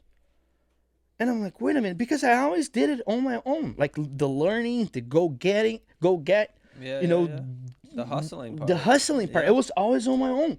And then I went there, I got somebody else. Okay, this other person that was working for me now, it's helping me this. Okay, my dad works with me now. His wife works with us. They're painting, okay? I want to be in the construction business. I don't want to be painting forever. It's expensive to open landscaping business, but it's not expensive to start a painting business. All you need is an old van, a few step ladders, extension ladder, paint brushes, and a toolbox and a white cloth. That's it. And you're a painter, you know? You're a painter. That's all it takes. So you're an official painter now. Yeah, you're an official painter now. Go get it, you know? And they are out there, but that's not where I want to be. So if I took the time to go there, learning the trade, learning to paint, that would take me away from where my goal, which was become a builder. And then I went there, I hustled, I learned, I studied, I went back to the books and passed that test. So that moment I said, all right, so now I need a carpenter. I need a guy that knows what he's doing, because I clearly doesn't. I clearly don't. I need someone that does. I hired my first carpenter. I remember we talked not too long ago about this too. I said, dude, this is the jobs I have. You want to try it? I don't know if after this one, I'm gonna have another one, but all I can tell you that I'm looking for work, you know, and I'm hustling. He goes like, bro, I trust you. I'm down, man. Let's do it. Let's get this job done. And then from that one, we got another one, and then another one, and then another one. That's awesome, and then I man. hired one more, and then I hired a third person. And then I start to realize, okay, now the construction is walking, moving. And what year was this? Ah, man. Let me see. How many years you do construction already? Construction, 2015. That was 2014. That sounds about right, because I remember I wasn't doing construction at that time, and you were going off island for those tests. Yes, for those classes. I remember that. Start next week. Starts first week of January here on the island. Oh, Still shit. times for sign up. Okay. Search it up. Yeah. I think it's I don't remember the website. Maybe you can search it up and just put it in there for people that are listening to this. The classes start at the high school. First week of January. Okay. Just sign up. Construction supervisor license, Martha's Vineyard. Google, you'll find it. Or put the link there if you find Rod. Yeah. Yes. So then we start to grow, and then I realized, okay, now I have a construction business. I know how to get jobs. I lost a lot of money in the learning curve. I am still in the learning curve. Yeah. Every day I learn something different. We're not. We But don't know it all. Now, at least nowadays, I also learned how to make money, to be profitable. Yeah, of course. You know, all of this You comes win from some, you lose some, man. leaving and investing time to learn. You know, so we go there. I need to do something different. What am I gonna do? I'm gonna focus on getting my mode license. I'm a certified mode specialist. I see. You know, so I can actually work in houses. There are mode, Abistos, Mudu. Yeah. I can do the work. Yeah. Nobody cares really about this, especially here on the Vineyard. But if I wanted to, I only had to do this because one job, and I had a friend that was, Bruno, do it. You know, there's money out there. So if you don't have the certificate or the license to work in a house that has mold, then you can't work there? Is that what it is? Yeah, technically you can't. You have. And how many houses do you think have mold? Like here? Yeah. So all of them. So it's worth doing. There's mold here now. There's mold in the air. I'm sure. There's mold in I'm not talking about the building. Outside, there's mold outside. Oh, okay. But the thing is, the number. Not to say, dude, my bathroom probably has mold. Yeah, there is reasons for it. There are reasons why your bathroom has mold. Yeah. So the mold. There's here, no ventilation. No ventilation. Number one. Yeah. You know, the moisture. Number two. Yep. Sheetrock is a part. There's no sheetrock. No sheetrock is just. Look at this house. It doesn't matter. This is porous. So that's perfect environment for mold to grow. You know, okay. it's the crevices, the pores. My house Sheetrock cleaner. is even better. White grows more in sheetrock because it's okay. porous. You know. I see. So I went That's there. interesting. Yeah, I got the counts of mode in here has to be the same You can tell outside. you studied for this shit, dude. Because you remember little certain details, which is awesome to see. You know what I mean? So I studied. I had to study. It was like a 6-month training program crazy, for me to get dude. licensed. 6 months? 6 months, yeah. And I got my certification, passed on the test, on the last final test, got it. I only used once, you know. But what I learned from the course, I use pretty much. I just used now. Yeah. And I wouldn't have learned that if I wasn't for me to study. It's you know, you're investing in. So yourself, now I dude. walk and when I see mode, I can talk about it. You know, I know. I know about mode. Yeah. You know, say, hey, mode doesn't have, and it's a selling point for me in the business now, in my business now. Yeah. So I learned about mode, right? And then things just continue to happen. We're doing roofs, we're doing we're doing sidewalls, we're doing new additions, and then everything just starts to scale. Gutters too. Now we do gutters. Yes. We do gutters. See, another challenge. One year, I'm looking at the numbers and I see, oh my God, I paid this much money for gutters to sub the gutter jobs out. Somebody else made this money, not me. Yeah. How much is a gutter machine? I went and looked at the investment. That was the exactly amount of money that I sub it out during that 1 year. Said, you know what? This year I'm gonna buy my gutter machine. Yeah, dude, I see it every once in a while. But it didn't happen. It didn't happen. It just didn't happen. It was just, not right there and then. Not then. Not when I decided. I waited another year. I said, now it's the time for me to get a gooder machine. Everything has its right time. I got a gooder machine. I got a trailer. I have my setup. I put the lettering on the trailer last week. Yep. I saw that. It's paying for the machine, you know. It's paying. It's great. Yeah. And I don't need to sub gutter work not anymore. Now I can't do this. I wish I could do this for all, you know, aspects of construction. That would be awesome. And that actually might be one of the things that I'm going to do in the future. Might be one have an architect working at our firm, you know, have an engineer working for us. Dude, sky is the limit. Yeah. I just maybe right now it's not. My friend Jeff, he's a mentor for me. That guy, is he like a partner? Or he works for B&B. Nice. We call ourselves partner. Yeah. Because I share with him the whole construction aspect of, you know, shout out Jeff. Personal life, and he's a great guy. Shout out, bud. Thank you. And anyhow, so he started working with me about 5 years ago, and when I met him, he was overwhelmed and I was overwhelmed. We needed each other, you know. And then I looked at him and I was like, dude, you want to work with me? He goes like, yes. When do I start? And then 2 weeks later we start working together. I had an office in my house. Said, no, I can't have an office in my house anymore. I'm going to rent this space. I rented an office. I rented a small 5x5 room for storage. That's all I had. Really? You know, today I have 1,500 square feet of storage that I rent. And I went to look at another place today that will probably be, if it goes through, 3,900 square feet of storage, because I need it, Rob. I need, you know. So Jeff always says, he says this. He said, Bruno, you have an idea, you have this here, and you're great in doing this and pursuing that idea and seeing it. You bring it from here and you put it right here and you go for it. That's awesome. That's a gift. He says, he tells me that not everyone can do that. No. And it's all about planning. It's all about being there, setting goals. It's setting up, setting goals. Have the structure that you need, having a plan, and get it done. You know, I have business. I want to do things with the business. I wanted to buy MET 100. Do you know what that is? No. It's a little walk behind Bobcat. So those tiny little Bobcats. Yeah. And then I wanted to buy one. This is the one you stand on? The one you stand on. I wanted to buy one, right?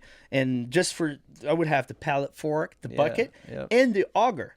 The reason why I wanted an auger is so we can dig sonotubes, you know. And you usually have to sub those things out? I have my guys dig. With the post hole digger and shovels. Either way, you're spending money. Dude, you're digging 5 feet deep. Yeah, that's a lot. You know, 12, 14 I used to be inches. That guy. I did that I did that for 10 years of my life. Yeah, dude, it sucks, dude. It sucks. Having a machine. Raining. Yeah. Sunny. Snowing. I was there. I was that guy. Yeah. So I wanted to buy that machine. And then I was like, Jeff, come on, dude. I had the sales rep come here. Augusto he's like, oh my God, he's gonna say, I can't believe you're talking about the MT100 because it is a dream for me to hold. Yo, Jeff, you know what to get this guy for Christmas, bro. Yeah, man. As a bonus, I'm gonna get an MT100. I'm an MT100 lover. I know, right? Jesus Christ, man. So I told him, I said, I want to get this machine, and then he looked at me and said, are you sure, bud? It's expensive. And I said, yes, I'm sure I want to get the machine. And then she comes over, we talk, I look at the price, I said, yes, it is expensive. What do? I did the math. How long will it take to pay for this machine, okay, with the amount of work that I have now? Do I really need this machine now?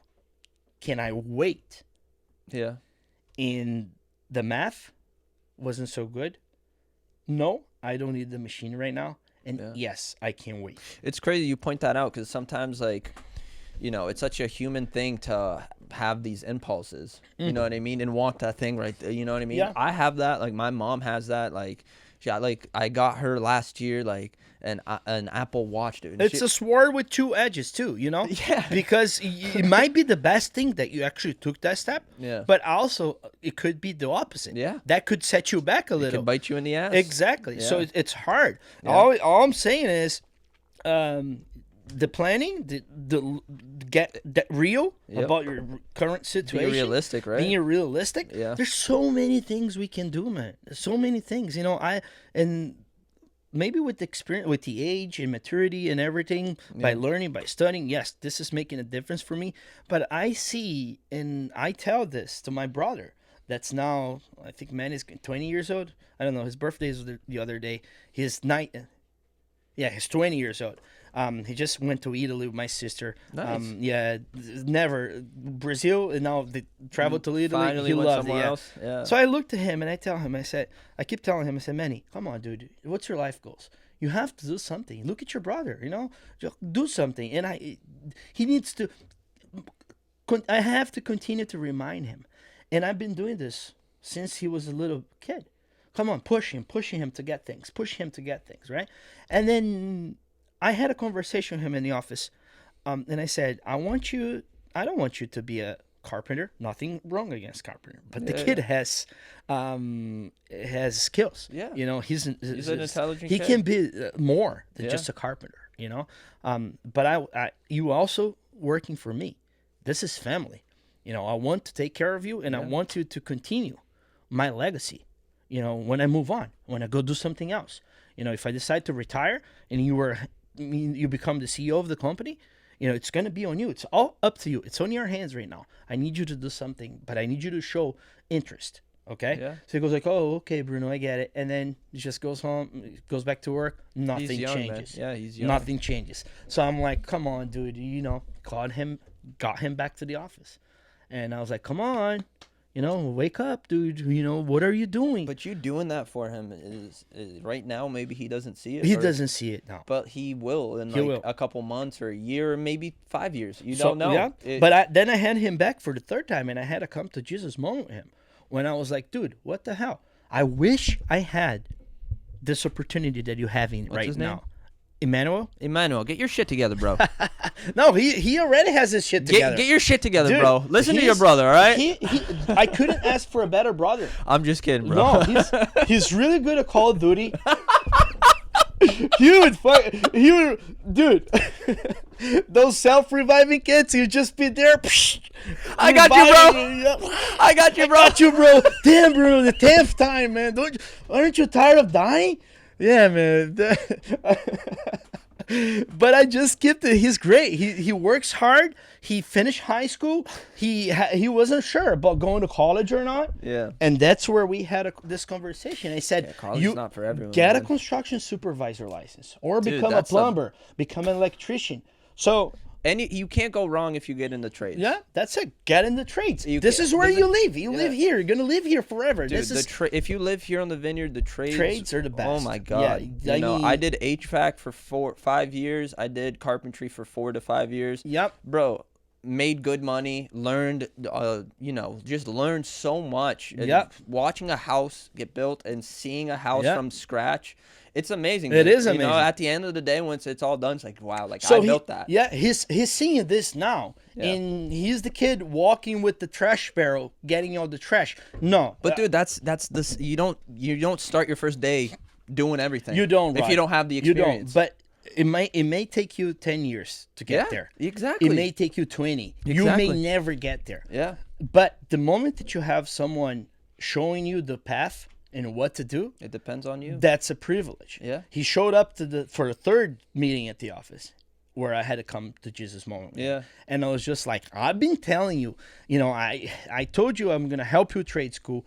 Did you send me any information on trade school? How much it's going to cost? You never did any of these things. Yeah. I told you I want to help you go to college. Did you show me any of your college information? Nothing. I said, I'm asking you to go now get your construction supervisor license. I told you I'm going to pay for this. Did you bring me any information? No. So what are you waiting for? Are you waiting for me to pick up the computer and research, do even more for you? I said, that's not going to happen, bro. But I'm going to tell you, this is the last chance. So last week he came back to the office. He said, I want to sign up for the CSL class. He had a website. Said, this is the website.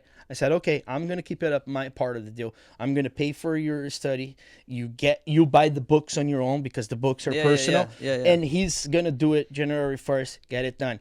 So the moment he needs to pass the test. He needs to put the effort in. Yeah. You know, I am betting on him. You know, if he just thinks, it's not even betting, you're investing in on him, which ends up investing in yourself. Well, what I'm saying, when I say I'm betting on him, it's because he could think, okay, money didn't come out of my pocket for this course, so I'm not gonna, pay attention to the class and never pass the test. Yeah. So that's why I'm saying I'm betting on him. I see what you're saying. But yes, I am investing on my own brother. Yeah. I want my own brother to succeed. You know? Of course. The same thing happened to my sister in Brazil. She already graduated in her dental school. The dental school, and she's doing now all the whatever. I forgot the other requirements. Not the requirements. Like she's getting specialization. She's specializing herself in an area of okay. So it's more study, and then it's money, So I'm like, I told her, I said, look, if you need some help, I'm gonna help you because I don't want you to stop studying.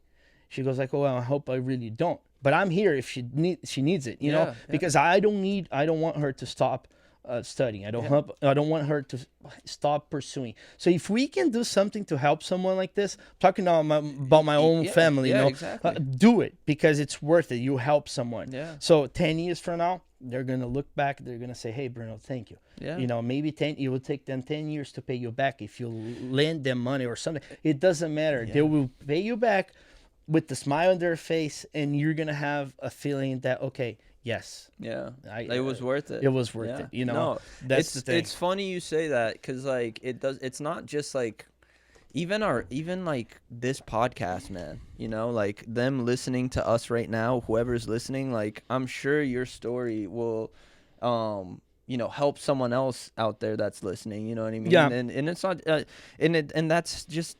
The beauty of life. That's what I admire about life is watching and seeing.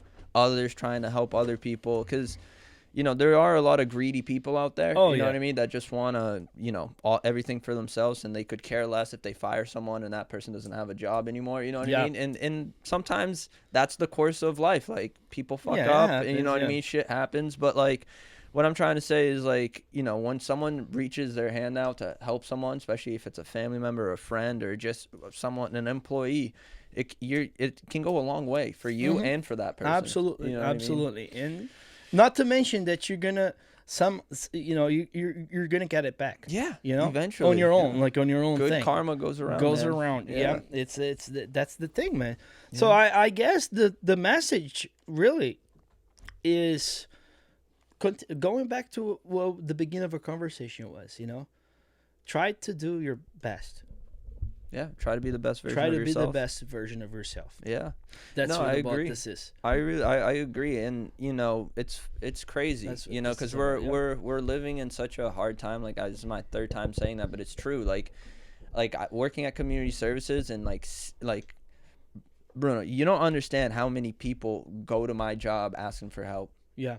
You know what I mean? Your job is help people. My job is to help people. Like I'm a family support worker. Like I'm supposed to work with people that have children, like families that have children, obviously, from 0 to 18. So how did you start doing that, by the way? It was an ad on Drissa, a friend of mine that was working there in a different department. And she was like, hey, like there's a everyone, like it's about helping people and they need someone that's bilingual. And so I got in there, and dude, like going back to what we were saying, like my mom and my dad were one of the first ones here, so they helped a lot of people. And so I grew up watching my parents always helping family or friends or just random people with little things like connecting them to the healthcare, like Maria Mozinho, you know what I mean? Little things like that, you know what I mean? Little stuff like that. And now I'm able to do that and get paid for it. And and don't get me wrong, we don't get paid a lot of money, you know what I mean? Like we're a state funded organization. Like, so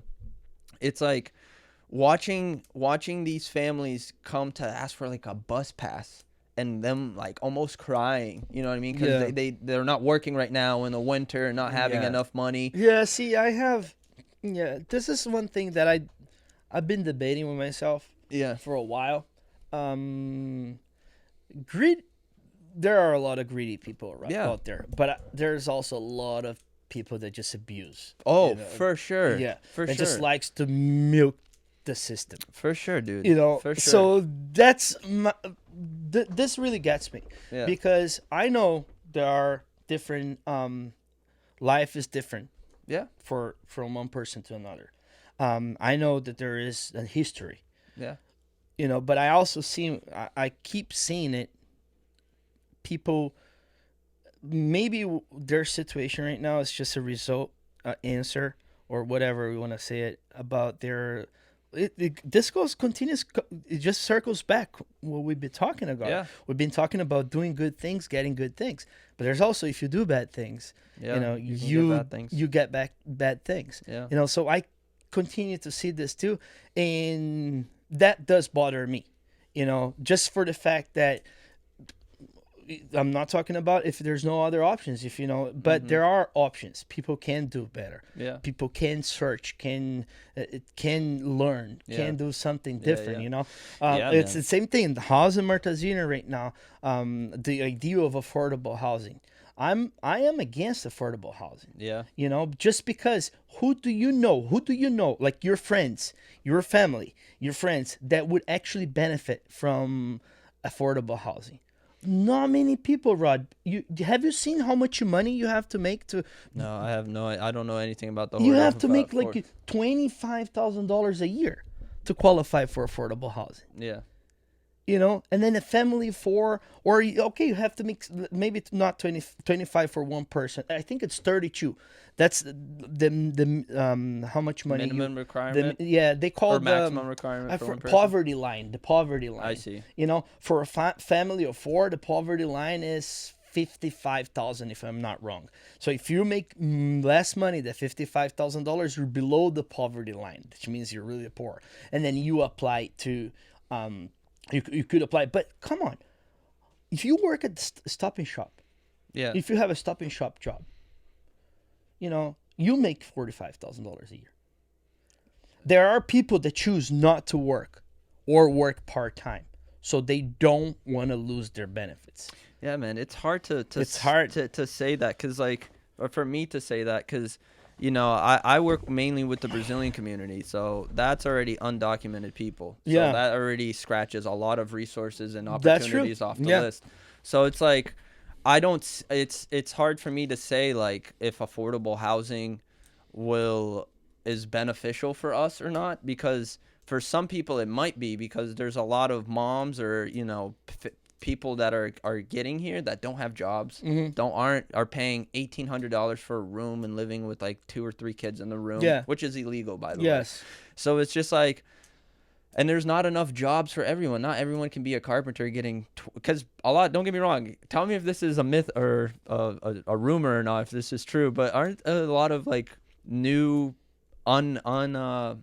like not professional, like have no experience people are like getting these asking for these jobs, asking for like a lot of money? Yeah.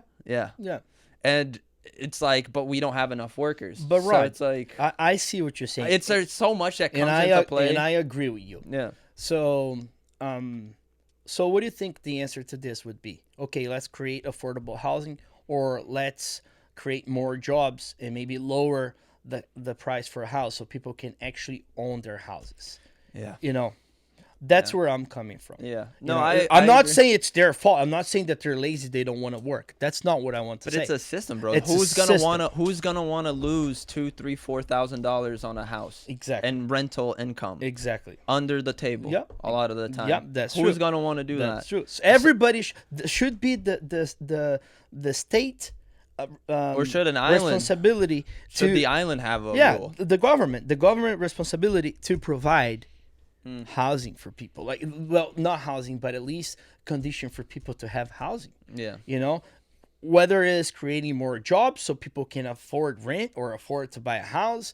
But I feel like the more you have to teach the person how to fish, not give the person the fish. I see what you're This saying. is what I think. Yeah, I see Okay, what you're saying. there are It's such a complex. there are cases where people do need to fish Of because course, they're yeah. disabled or whatever. They're sick.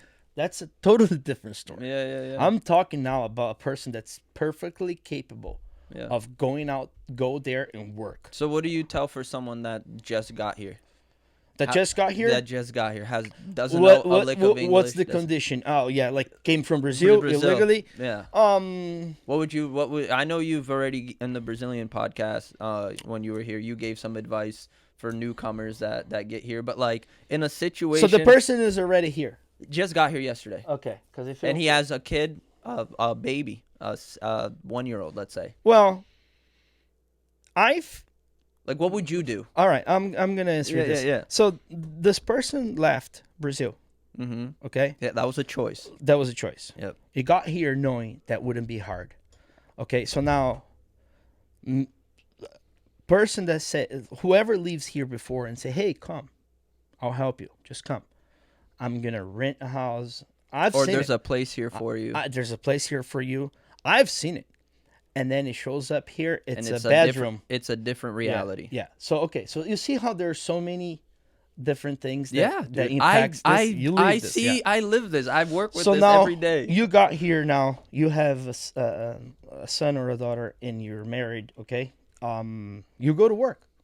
You have to go to work. Whatever work. You it have is. whatever work. Whatever yeah? work You there want is. to start a dishwasher? Yeah. Yeah. I have a guy that works for me. He's been here for 5 years. He came illegally. He applied for asylum. Yep. Is that the word? Asylum. Asylum. Yeah, Asylum. yeah. Asylum. And he got he got approved, and he Nice. got his employment yeah. authorization. He got his social security. That guy worked for 5 years. He worked from 7 in the morning to 4 or 5 for me. He would leave, go straight out to his restaurant, and then start at 7:30 and work until 2 in the morning for 5 years. That's he had a crazy. he has a son and his wife. His wife doesn't work because she needs to take care of the son. Yeah. He's just Yeah, leave it there. yeah, She yeah, needs yeah. to take care of the son. She could work too, but that's not their case. Yeah. So he's the only one supplying. So he came in here with his family, showed up here one day, decided I need to work. Maybe they still have a housing problem. He pays $3,000 in one bedroom with the little kitchenette. That's what he pays, $3,000. He still have a problem. But now he found a way to overcome this. He worked as hard as he could. There were days that I would see him and I'd be like, "Come on, come here." So I actually sent him home 2 times, saying, "Just go rest. I'll Just pay the go rest take- of the day. Yeah. Just go take the rest. day off. Take the rest Yeah. of the day off. You're tired. Go sleep. Take a little nap. Do whatever you want." That's you nice know? of you, man. to do that.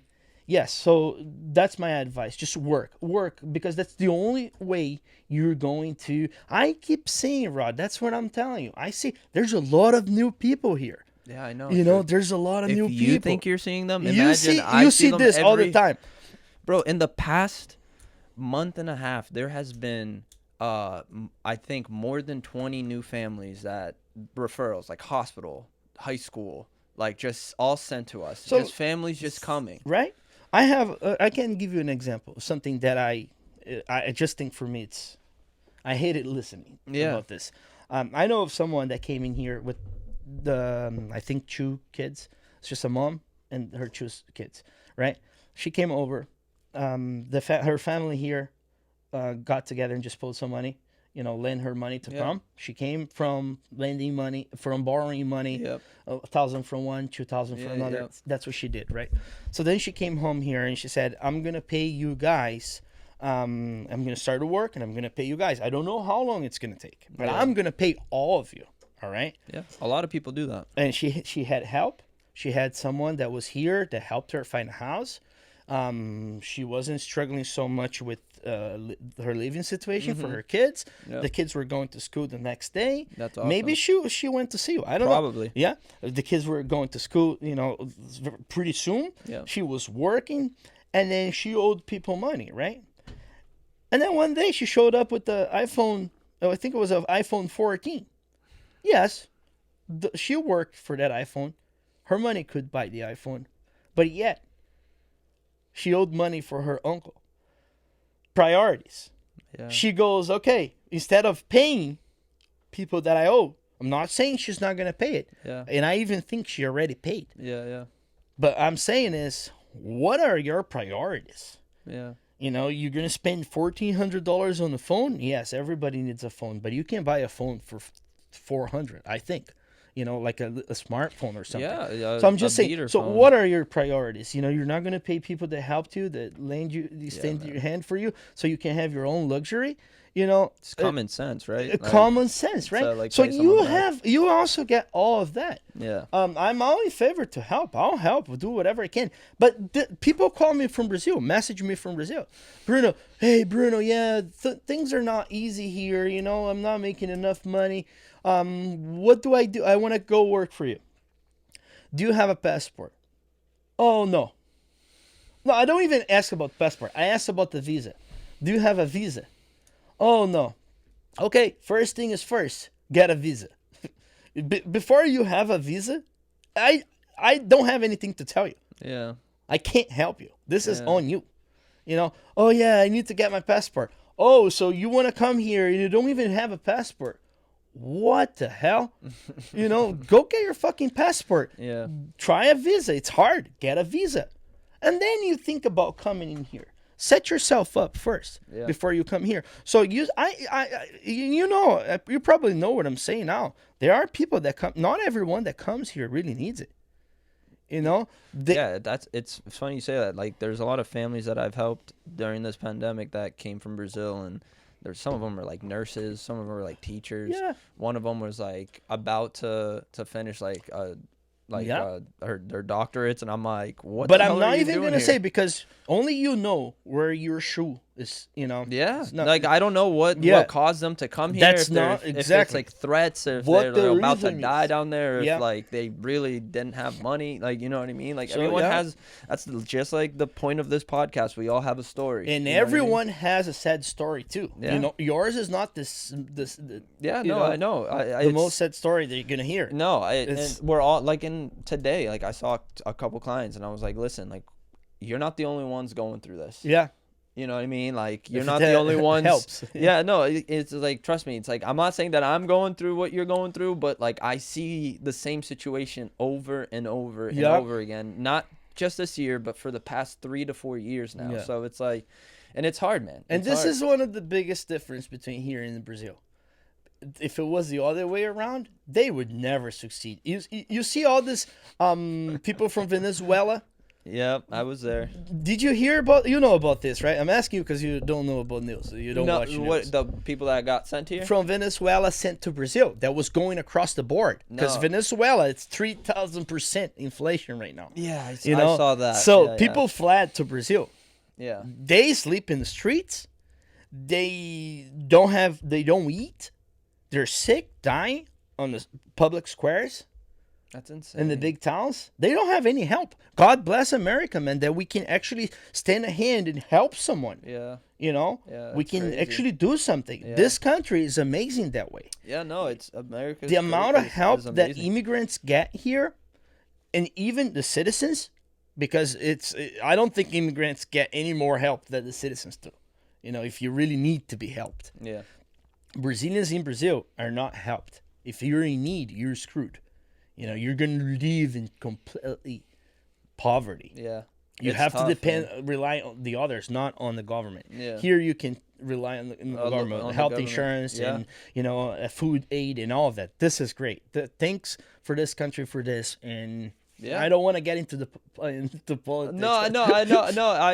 It's like, I can't really say much because, like, I don't, like I said, like, I haven't really been watching like much news and like what's going on in Brazil or what's even really going on in the whole world, you know. But like, I do know that it's not easy, you know, because like, especially like in Venezuela, like some of them they came to America and then they got sent here, and then dude, there's another war happening there now, just so you know. Jesus between Christ. Venezuela and Guyana. I have another country that's up there. French I have Guiana. No idea, man. French Guiana. There's a war between them now. They're fighting over a territory. Yep. That's crazy. Yep. And crazy. It's just the way it is. The world The is, world's you know. such a crazy place right now, dude. Like all I want to do is just get home, and then turn on the TV one day and be like, "There's, everyone's good. That's Everyone's good." no, I don't think that will ever happen, but It's honestly, crazy, man. it's sad, but It's scared for me because like I'm getting married, next year, and like I wanna, it's like I wanna have kids, Bruno. You know what I mean? You have two of your own. You know what I mean? Like, can I give you a good advice now? what's up? Don't think of that. No, I know. I try Yeah. not to. I try not to Don't- think of it. But like, I know You we see- have to. You see it. you see these But things, just and it's like, damn, like, Do your best to and that's why so I your haven't. kids don't go through that. Yeah, Just that's it. And that's why like I think I'll live here on the island, until I die, because like I feel so at home, so secure, so Yeah. safe, and obviously stuff can happen anywhere. You know what I mean? Yeah. Like, bro, like there was 2 banks robbed here. Yeah. You know what I mean? Like, whoever would have thought like a bank on the Would- island would have gotten robbed? I would, because I always thought about this. This crazy things But, can like, happen here too. I know, but like I'm like, but who the hell would want to rob a bank on an island? On the Vineyard, You yeah, that's know what another. that- Yeah, do you know what I it's mean? just That's stupid. that's what I'm saying. Yeah. Like, if someone shoots someone, I could see, but like rob the bank here, like where you gonna go? And what they did was just stupid. Yeah, they took the dude. fucking ferry. You know, Oh my I was like, God. okay, rent a boat, do something. your you know? own boat, bro. Yeah, Yeah. don't just use the main way out of the island. You're gonna get caught. Yeah, so it's crazy. it's stupidity. That It plays yeah, but yeah, man. Like we're 2 hours in here already. already. Almost 2 hours Oh, basically. man. I'm rounding up to 2, but I think we talked about a lot of the points that you wrote down here. The mental health, the focus, the wellness, the mindfulness, the Yeah. living style, the finances, and I think we all could relate to those things, and the ups and downs in life, and the struggles, Yep. and the good times too. Hopefully there's more good times than bad times. But Bruno, I just wanted to say thank you, man, for coming on here, You man. got it, man. And Anytime. is there anything else that you wanna, is there any Yeah. big events any big plans for 2024 coming up, Yeah. or do you want to leave it for episode in 2024 to let me know? Let's catch up 1 year from now again. We do 1 year, 1 year. Dude, let's do that. Dude, maybe we can do a French. Le français.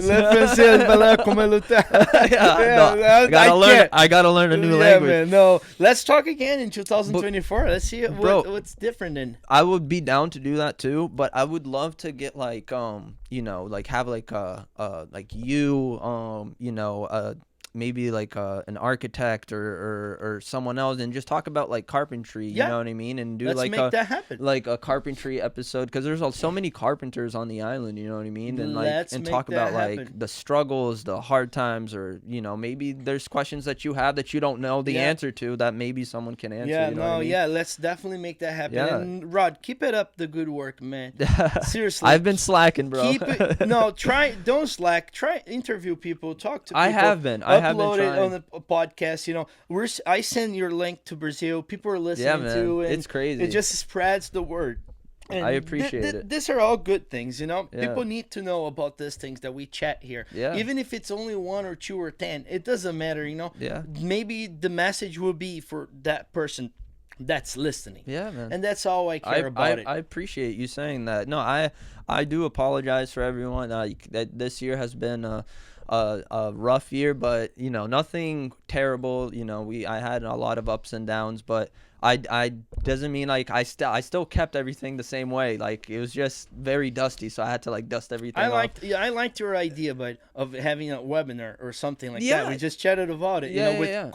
with About architect, construction, civil like, engineer. there's John Marcall, there's Eric McLean, there's so many, and there's a Miller. Like Yeah. it would be cool to get like all these round tape discussion. yeah, kind yeah, of and thing. just Yeah. and have cameras around, and like, and I don't know, I haven't been in the carpentry business or the trades fields, and it doesn't need to be just carpenters. Like it can be electricians and other people Yeah. there. You know what I mean? No, absolutely. It would I'm be- down for it. It would be cool to just like a place for the the people that in this industry to talk about, and and because there's so much that goes into construction here on the Yep. island, and you know, it's such a big thing. It's such a money maker here. You know what I mean? Yes. So it's like, and you know, it's something that's gonna be, it definitely will be useful for yeah, man, for sure. who's For gonna sure. listen to you. And people that maybe do live on the island and do have houses here that had you or other companies work on their houses, like, can listen and be like, wow, like, I didn't know this so much went into carpentry Yeah. or into building houses, or it was this, you know what I mean? I should have probably apologized to the carpenter, to the Dude, business guy, because I was a dick to him because they didn't do it something Yeah. on time, but because of, you know what I mean? Have So you seen the code book? I know it's huge. Well, it's 7 huge. 7, okay. 7, I saw only right? one then, because I So know. it's residential, that's this big. Holy shit. Commercial, this big. Each has its own Massachusetts amendments, which is this big. God, dude. And then there's accessibility. There is energy efficiency. You know, Wow, there's so there's much. change to the code. We're about to have a major change to the code for energy, to the energy code. Does anyone come down to speak to you guys? Yes, I'm part. Sign up, guys. Martha's Vineyard Builders Association, MV Yep. BS. Search them up. I have to do 10 hours of 10 CEUs. Yes, it's courses. It's like Yeah. what course. I know what it is. Do you know what CEU stands Yeah, for? yeah, yeah, I yeah. don't remember. I don't know what it stands for, but it's like credits. It's Certified Education Units. That's what it is. It's just like credits. You So know I what have to have 10 credits Yeah, to yeah. renew my license. Yep. Right? I would have to pay, go off island. I can do it online, Mm-hmm. yes.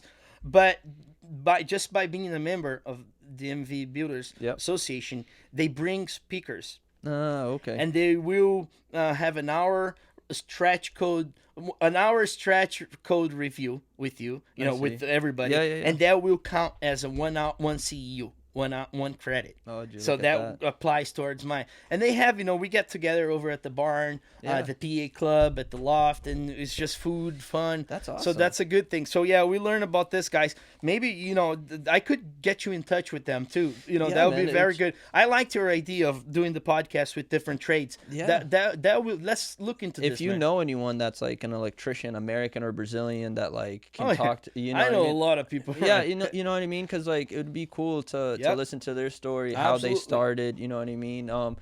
And yeah, man, hopefully in 2000, let's do that for 2024. That's our 2024 goal. Yeah. Mine and Rod, we're setting right now. We're gonna have a construction Yeah. roundtable discussion Yeah, webinar. We're gonna have it online. Yeah. For people- podcast, YouTube video. Yeah. I really like. This is important. Yeah. I came in here today, and I'm telling you, I've been listening a lot of podcasts. You said you do this all day. Yeah. This is great. This is information. Yeah, They and that's are the whole point. being It's the exchanged. past, because like my point of my podcast here, like I've told you before, like, dude, we all have a story. I think everyone has a unique story, and like if I can get people to come here to tell their story, Yeah. you know what I mean? Because like you did yours in Portuguese, very inspirational. Yeah. And a lot of people gave you a lot of feedback, gave me a couple feedback of how inspirational that is. So like, imagine other people that are out there that I haven't interviewed. You know what I mean? So Yep. it's just like, if I could get people to come in here and they can explain how they started their business, that's the whole point That's of the my goal. podcast. That's you the know goal. what I I mean? really like it, and this is why I came back. This is why I came the first time. This is why I came back, because I see how important this is. Yeah. I see the work appreciate it. that you're doing, and I just want to say you have a really big supporter here. Thanks, man. I listened to all your podcasts. you know. Thanks, bro. Thanks. I left about a few. Yeah. But There's a couple funny ones on There's there. a couple funny ones, but I really listen to them. So Yeah, I appreciate it's it, good, man. brother. Yeah, I appreciate it. So, Bruno, thank you once you, again. And guys, click the link below. We're on YouTube, the Vineyard Podcast. And if you go on Spotify as well, you can find us on there, the Vineyard Podcast. Thank you once again. And nice. Fui.